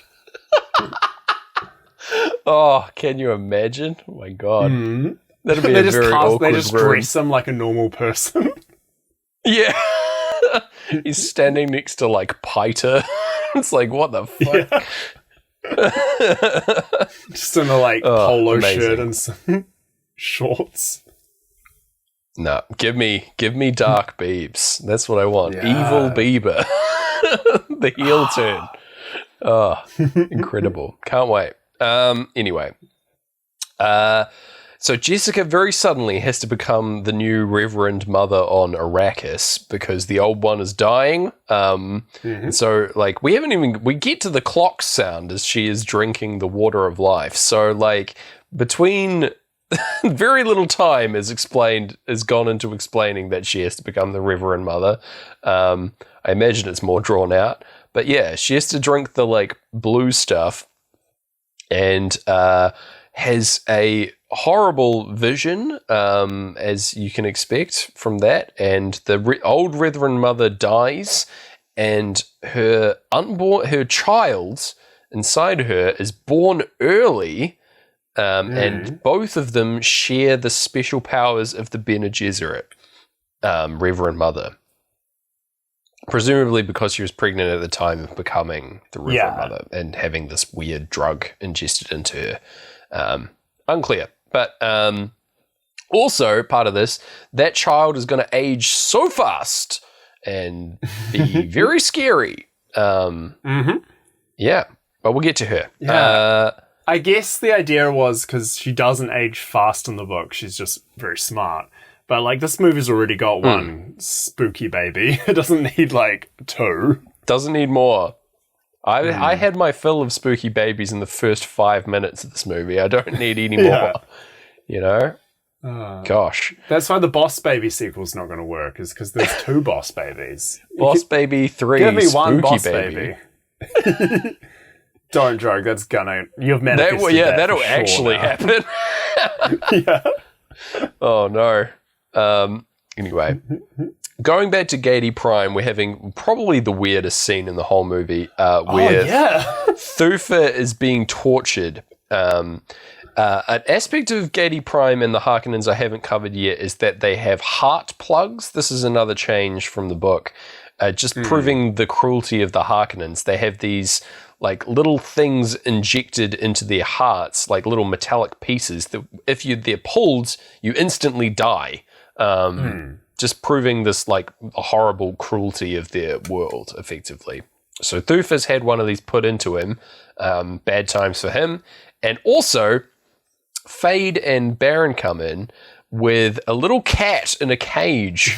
And his torture is that he has to, quote, milk this little cat, milk its soft little body to cure a poison in Thufir's body. And he has to do it every day. It's so weird. It's the weirdest thing. And Thufir, like, has little to no reaction to this. He just sort of sits there being like, what the fuck? Okay. And like, doesn't say anything. It's just, we move on very quickly from this. But this is the most David Lynch thing in this whole film. Like, 100%. He agreed to make this movie on the condition that someone would milk a little cat in a cage. I'm pretty sure. Like, that's his MO. But yeah, Pink Floyd are on board with this whole torture as well because they sing Fritter and Waste the Hours in an offhand way here in the middle of time, or in the beginning of time. So if milking a little cat isn't frittering and wasting the hours in an offhand way, I don't know what else is. Deeply disturbing. If this came back in any way, oh my God, be fine. But the fact it doesn't, and we don't even see Thufir again. Is so strange, and there's also a small he's out there mouse somewhere tied to milking this cat. Yeah, the Harkonnen's full. Sorry, I've done what the scene did to the film by reminding us of the mouse that we're going to be too confused by. The Harkonnen's full, and he's just stuck there in like the wastelands with his cat and mouse. Yeah, just wasting away the days. Thufir and his little cat. Away. Yeah. Bad times. Yeah, a mouse tied to the cat. It's all in a weird box being carried by Sting himself. Yeah. And they made it into a toy. Yeah. I was going to say, I've sent a wee image to Gareth of the line of toys that were created for this movie. And we've got the Baron in his weird suit. We've got Paul in his regalia. We've got Gurney holding his gun, and unfortunately not a pug holding another gun. I think a weirding module. I wish he was holding a little pug. That would be incredible. Yes. But we've got Fade holding what looks like his knife, and also the little cat in the cage. He's dropping it off at the cattery. So funny. Took him all morning to lure the cat in there, and now he can go on holiday. Incredible. Oh my God. Toy. I feel great for the little pug that lives on Arrakis / Caladan. I feel terrible for the cat that lives on Gady Prime. Yeah. You know? These are the two emotions. But yeah, wild little scene, completely ignored for the rest of the movie. Because back on Arrakis, we're in the middle of Time Solo, and we're seeing Paul and Shani making out. Fully in love at this point. And that we like cut away from them briefly and then cut back and they're naked as well. So good for them. Then Paul, after that, Paul goes and sees the Fremen warriors who have gathered in like a very long chamber. Just a bunch of indistinct silhouettes, really. Very hard to see what's going on. But yeah, he says that he'll lead them against the Harkonnens and teach them the weirding way. He's taking control here, basically. And yeah, he says Arrakis will become the center of the universe. And so, weirding way training 101 begins with the select warriors that he's chosen.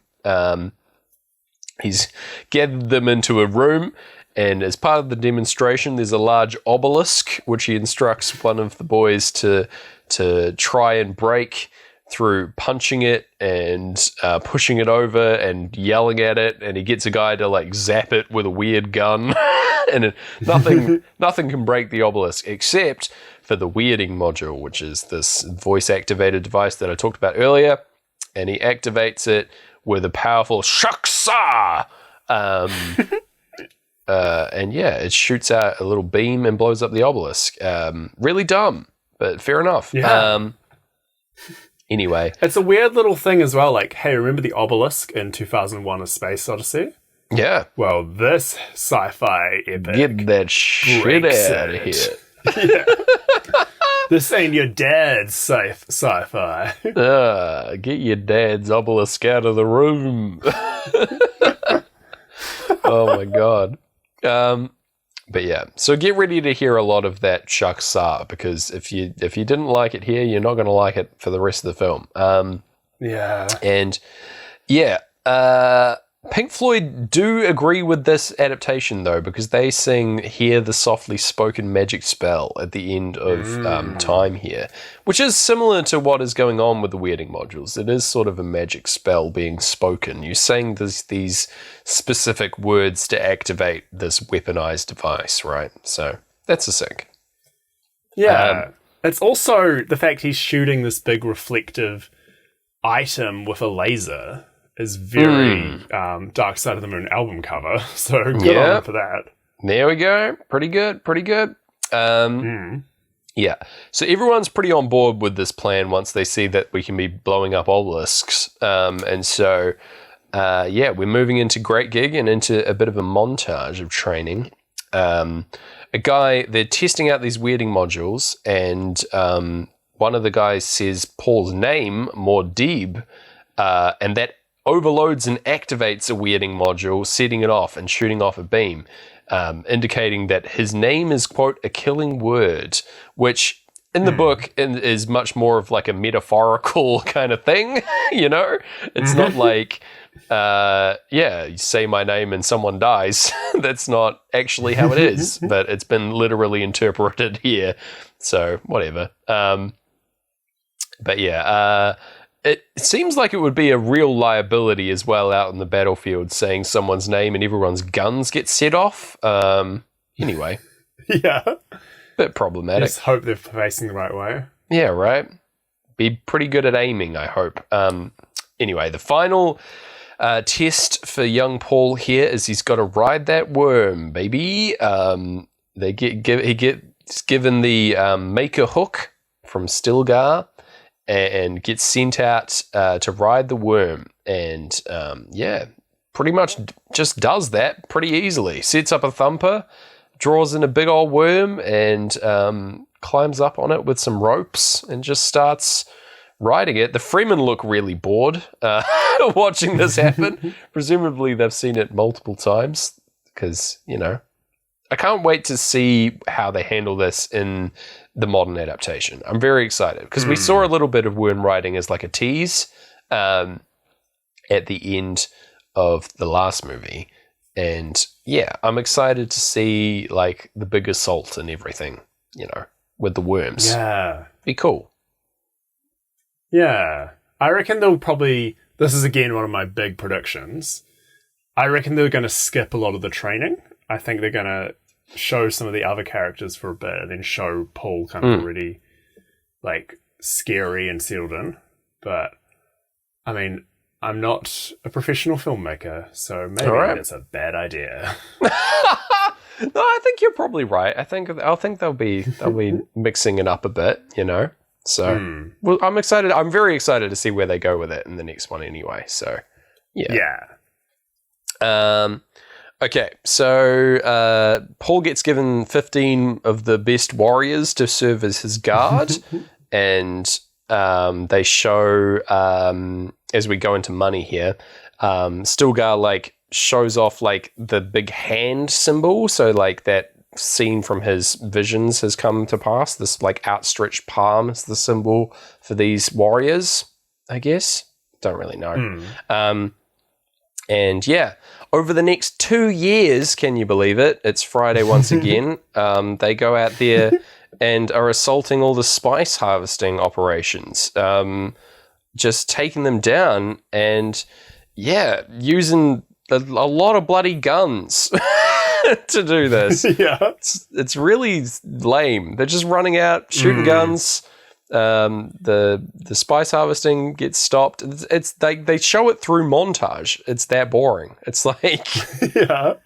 it's unreal. Yeah, the Harkonnens are taking heavy casualties, and we see not the Baron, the Beast Raban is trying to figure out what's going on. But all of the people are coming back just saying more Deeb over and over again. And they're like, we don't know who or what that is. So they can't figure it out. And yeah,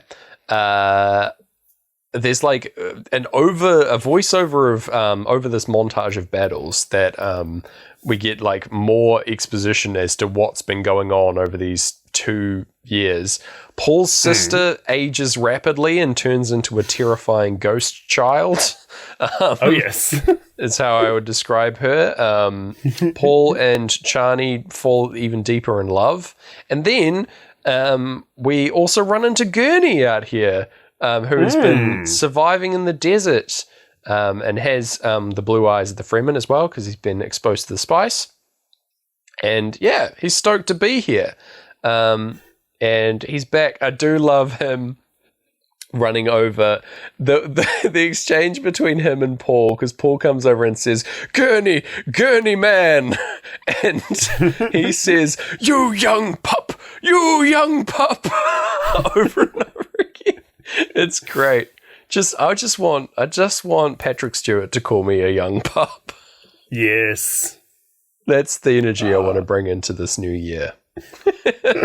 I feel like he'll be about to. Like, he would have flown all the way to New Zealand. He would have done 2 weeks of MIQ. Yeah. He's there. He walks up to your house. He knocks on your door. You open the door. He's about to say, James, you young pup. And then you see a photograph of Freddie Jones and you just can't pay attention to him now. Yep. Just like passing by on like the side of a van or something. And I'm like, what? Who are you? And then I sign for like a package that doesn't exist and slam the door on Patrick Stewart. That's how that goes. It's a tragic story. Yeah. Yep. And then he's got a hitchhike back to England? Yeah. Probably. Anyway. Yeah, or LA. Yeah, or LA. Yeah, so the Emperor meets with the Spacing Guild again. Young Bruce Willis is here, telling him off, not wheeling out the big space baby this time, but he's saying, hey, get a handle on the whole Arrakis situation. We at the Spacing Guild need that spice. Everybody needs the spice. Sort it out, Emperor. You're the Emperor. Get down there. Fix it. We're not taking no shit. And they say, we need to take down this Deeb, whoever that is. Get in there and stop him. Or you'll live out your life in a pain amplifier. Presumably a large-scale version of the pain box, I'm assuming. Yeah. Oof. Yeah, not a good time. So, yeah, pretty good incentive for the Emperor. Meanwhile, Paul astral projects while lying in bed and sees these Spacing Guild men talking amongst themselves, and finds out that they're worried about him having the water of life and truly becoming the Messiah, which he kind of knew about already, but was scared to do. And yeah, he wakes up and decides that he has to drink the water of life. And Shani's like, no, don't be doing that, because everyone that has done that has died. Every man who's drank it has died very quickly after. And she doesn't want that. And Paul's like, nah, gotta do it. Sorry, babe. Gotta drink that poison. And so they go out over Money's final verse, out into the desert, and the boys tie him up to, like, I guess control his spasms or whatever. And yeah, he gets Shani says that you are my life, and then she pours this gross blue liquid into his mouth.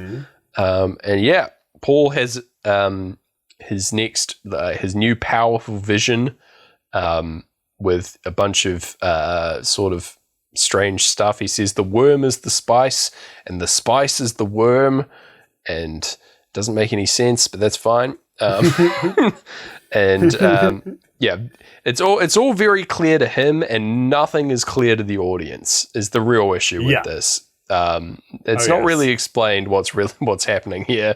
But while he's going on this astral voyage into his psyche, as he sort of deconstructs here in the middle of the desert, the worms gather around and don't attack the group like they would usually, but they just sort of like start singing, effectively, is how I would describe it. They start like roaring out here in the desert. Sort of a choir of worms is how I would describe it.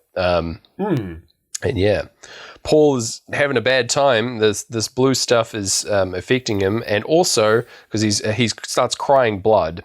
And both his mother and his sister are also bleeding out of their like nose and mouth and stuff, and also the Reverend Mother with the Emperor. So all the Bene Gesserit are feeling the effects of this vision, of this process, presumably because they're all tied together through their whole eugenics plan. Yeah. Well, I guess they're all Reverend Mothers now, even. Yeah, they have like a shared psyche and a shared like seeing of the future power, right? So this is all part of that. And Paul is delving into the place where none of them dared to go.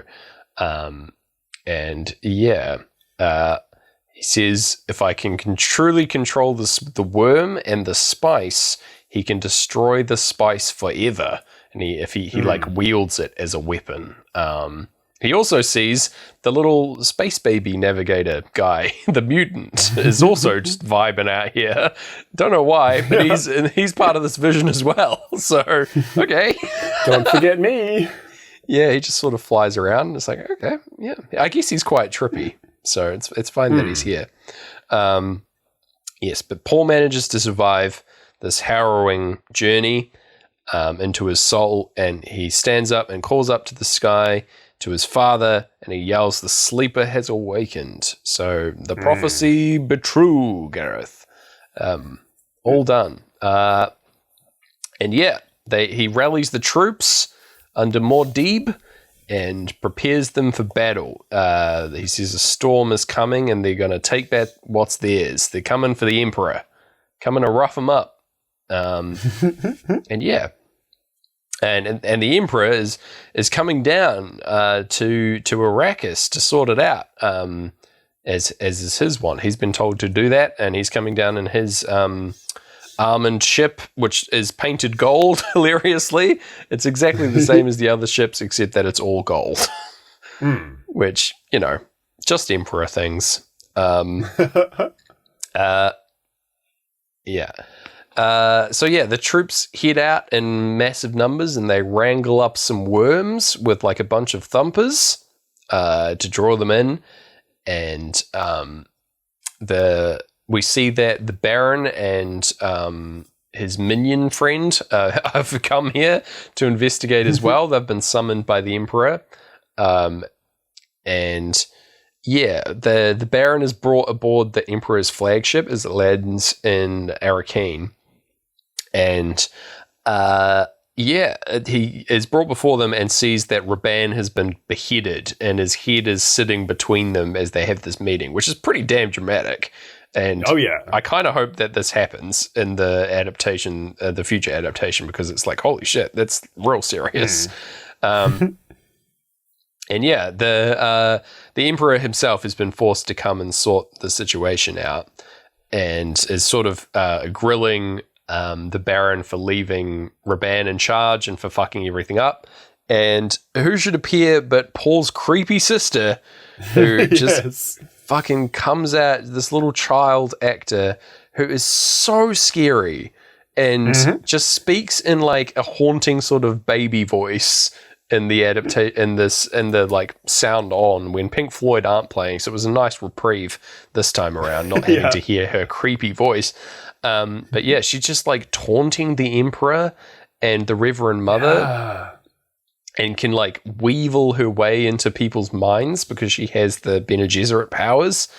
And yeah, she uses the voice to force the Reverend Mother to reveal that she is Paul's sister and that Paul is in fact Muad'Dib, which is something that we knew, but none of the characters knew. So, you know, not that dramatic in that way, but that's fine. Anyway.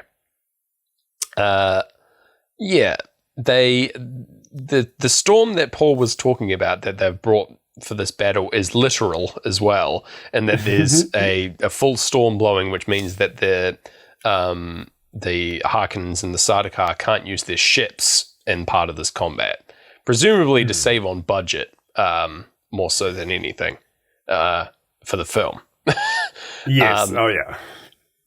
They also blow up a rock wall with quote-unquote atomics, I guess like atomic bombs. Don't know what's going on with atomics, but they are a thing. But yeah, there they are blow atomics in the book. Okay. But it's like you said, shields mess them up, so I don't know what the explanation is in the movie. They just use them in this for no real reason, so that's fine. Yeah, weirding way. Why not? You know. So they blow up the rock wall and it lets the like sand flow into the area over top of the palace, etc., and allows the worms to come in for the assault on the palace. And yeah,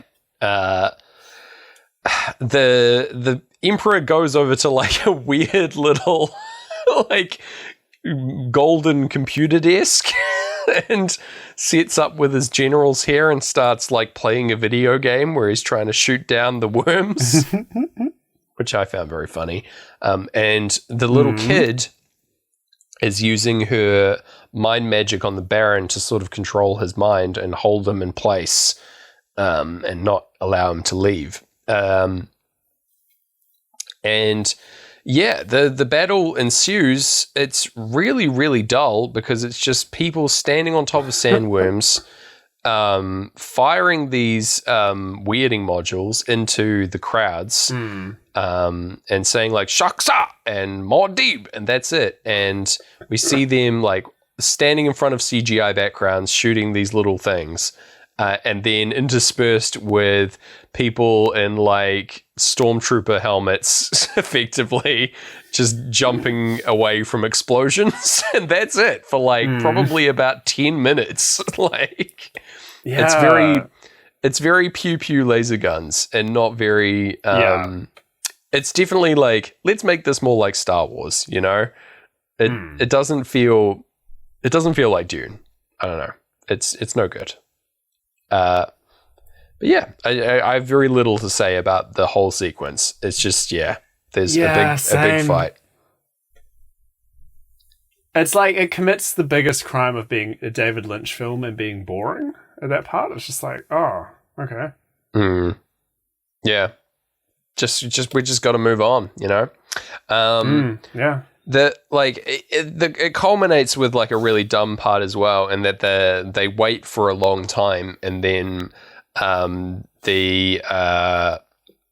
Alia, the little kid, Paul's sister, eventually controls the Baron, like brings him over to her, like slashes his face with like a little knife or something. I don't know what's going on there, and then unplugs his little heart plugs, sends him spinning around the room, like spinning like very cartoonily out the wall, flying through space, and then into the mouth of a worm who just eats him up. Of course. All that's missing is like the burp sound and then a canned laugh. Like legitimately is how I felt about that. Like it all felt like a cartoon. I was like, this is so dumb.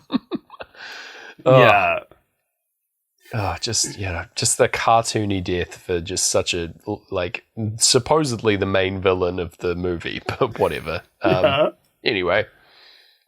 Oh, that's so strange. Yeah, we also get the can't think of anything to say as that happens.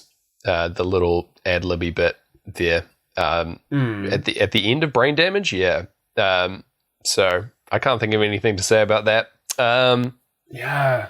Which works. And then, we go into Eclipse as we get the final shot of this battle, which is just Alia somehow out in the desert now, with fire behind her over a black sky, and she's just holding a knife and has blood in her other hand. It's just... Yeah, and she's just grooving. Yeah, it's a wild image. Just this, actually 6-year-old kid standing out here, holding a blade with fire behind them. It's what the fuck? And hard cut from that to the palace. It's what? Because there's a final scene here where they're basically negotiations after this battle where the Fremen have soundly won. The remaining Harkonnens have been rounded up, and the Emperor is here as well. They've come to negotiate terms. Paul comes in with Gurney and Stilgar, and he scolds the Reverend Mother for the whole Gom Jabbar thing, and he's like, I can kill you with a word. Just a big threat for her. There is a very metal line here. I don't know what it's in reference to, but someone says, and his word shall carry death eternal, which is whoa. Oh, scary stuff.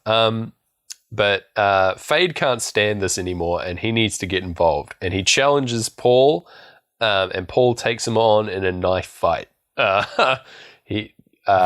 Fade is given the Emperor's sword or blade to use, and Gurney begs to fight this guy. He's a Harkonnen. Let me fight him. Let me at him. Full scrappy I'll dude. scrap him. Yeah. But Paul's like, no, I have to do this. And they square off, and we go into playthrough 4 for this. Over the heartbeats, they are squaring up against each other, and we see Pink Floyd in the background of the shot playing on these big drums. They're all here gathered. We've got we've got all the different members that we know and love, and they're all playing these weird triangular drums. Gareth, did you spot them? They make a cameo. Spot the Toto? No. Toto cameo. Oh, is it actually Toto? It's got to be, right? Yeah, I would hope so. You hope so, Toto? I was doing a bit that it was Pink Floyd, but if it actually is Toto, that's really wonderful. They're all just playing these big drums. I never joke about my Toto. That's why I totally blocked your joke. Sorry. That's fine, man. Anyway, what we never talk about is that Pink Floyd are Toto. So, there's that. Yeah, they are one and the same band. Yeah. It's one of the best kept secrets in the music industry. But they can't have all the hits. They've got it's like some kind of scheme to divide up hide all the money, basically. It's all a get rich quick kind of scheme. Just have one band and they make all the music and you just give it 18 different names. Okay? Yeah. That'll be fine. Yeah. Yeah, and each album is designed to sync with a movie, and once you figure that out, you know where to go to hide in the bunker for when the Worm War comes. That's right. Oh, yeah. I forgot all about our bunker plan. Yeah. That's why we're doing the show. Finally. Oh, gosh. Can't wait to sleep tight in my bunker tonight. So finally, this fight with Fade, he, of course, fights dirty, and his, main threat that he just keeps yelling is, I will kill him! And that's it. That's all he's got, really. He does, creepily say, talk about Shani as, the little one, which I don't like. But, and then, he's got, a hidden, poisoned blade that sticks out his thigh, I think, part of his suit. as like an extra little trick. Paul like effectively wins by allowing himself to get pinned, and then uses Fade's strength against him, like uses momentum to like throw him to the floor, and jams his knife into his neck. And then he like breaks the floor underneath of Fade and like shatters his chest with a word, well, with using the voice. And he does it without the use of a weirding module, Gareth. Whoa! Truly, his powers are great. Again, this is just how it works in the book. You can just do it without a weirding module. So, you know. Anyway. He becomes the new leader in this moment and is given a cape to signify that. Pretty sweet looking cape. And yeah, we go into Breathe as he's sort of given a final word about how Arrakis was created to test the faithful and created these great warriors, and and the future's going to change. And we see like light bursting up from the ground, and then it starts raining. The first rain on Arrakis. And we zoom in on Paul's eye, and inside his eye we see a great ocean, presumably the future. Of Arrakis, like a reforming, sort of terraforming situation where there's going to be oceans here.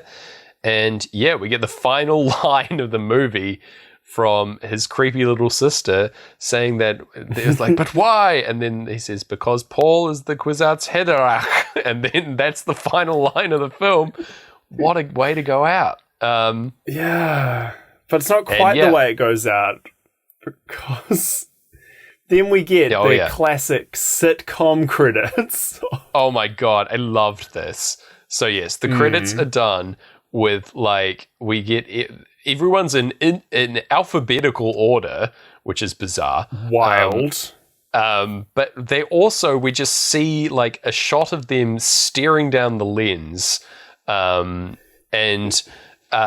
like, just like in case you forgot who the characters were, I guess. Like, that's this person, sure. And then, but some of them they definitely couldn't get back for these final shots. This was obviously done much later because a couple of people have just been rotoscoped out of scenes of the film. Like, Liet Kynes, and I'm pretty sure that, what's his name? I've forgotten already. The guy who dies with the dart to the head very quickly. He's also rotoscoped. Yeah, Duncan, I don't know. Yeah, Duncan, I don't know. He also gets rotoscoped in. So it's very weird way to end the film. So strange. But yeah, basically we get Predator on the run. does the same. Yeah, oh yeah, true. I forgot about that. With everyone like smiling to camera after they've all like died horribly. Yeah. It's a similar vibe. At least everyone here is like stoically staring.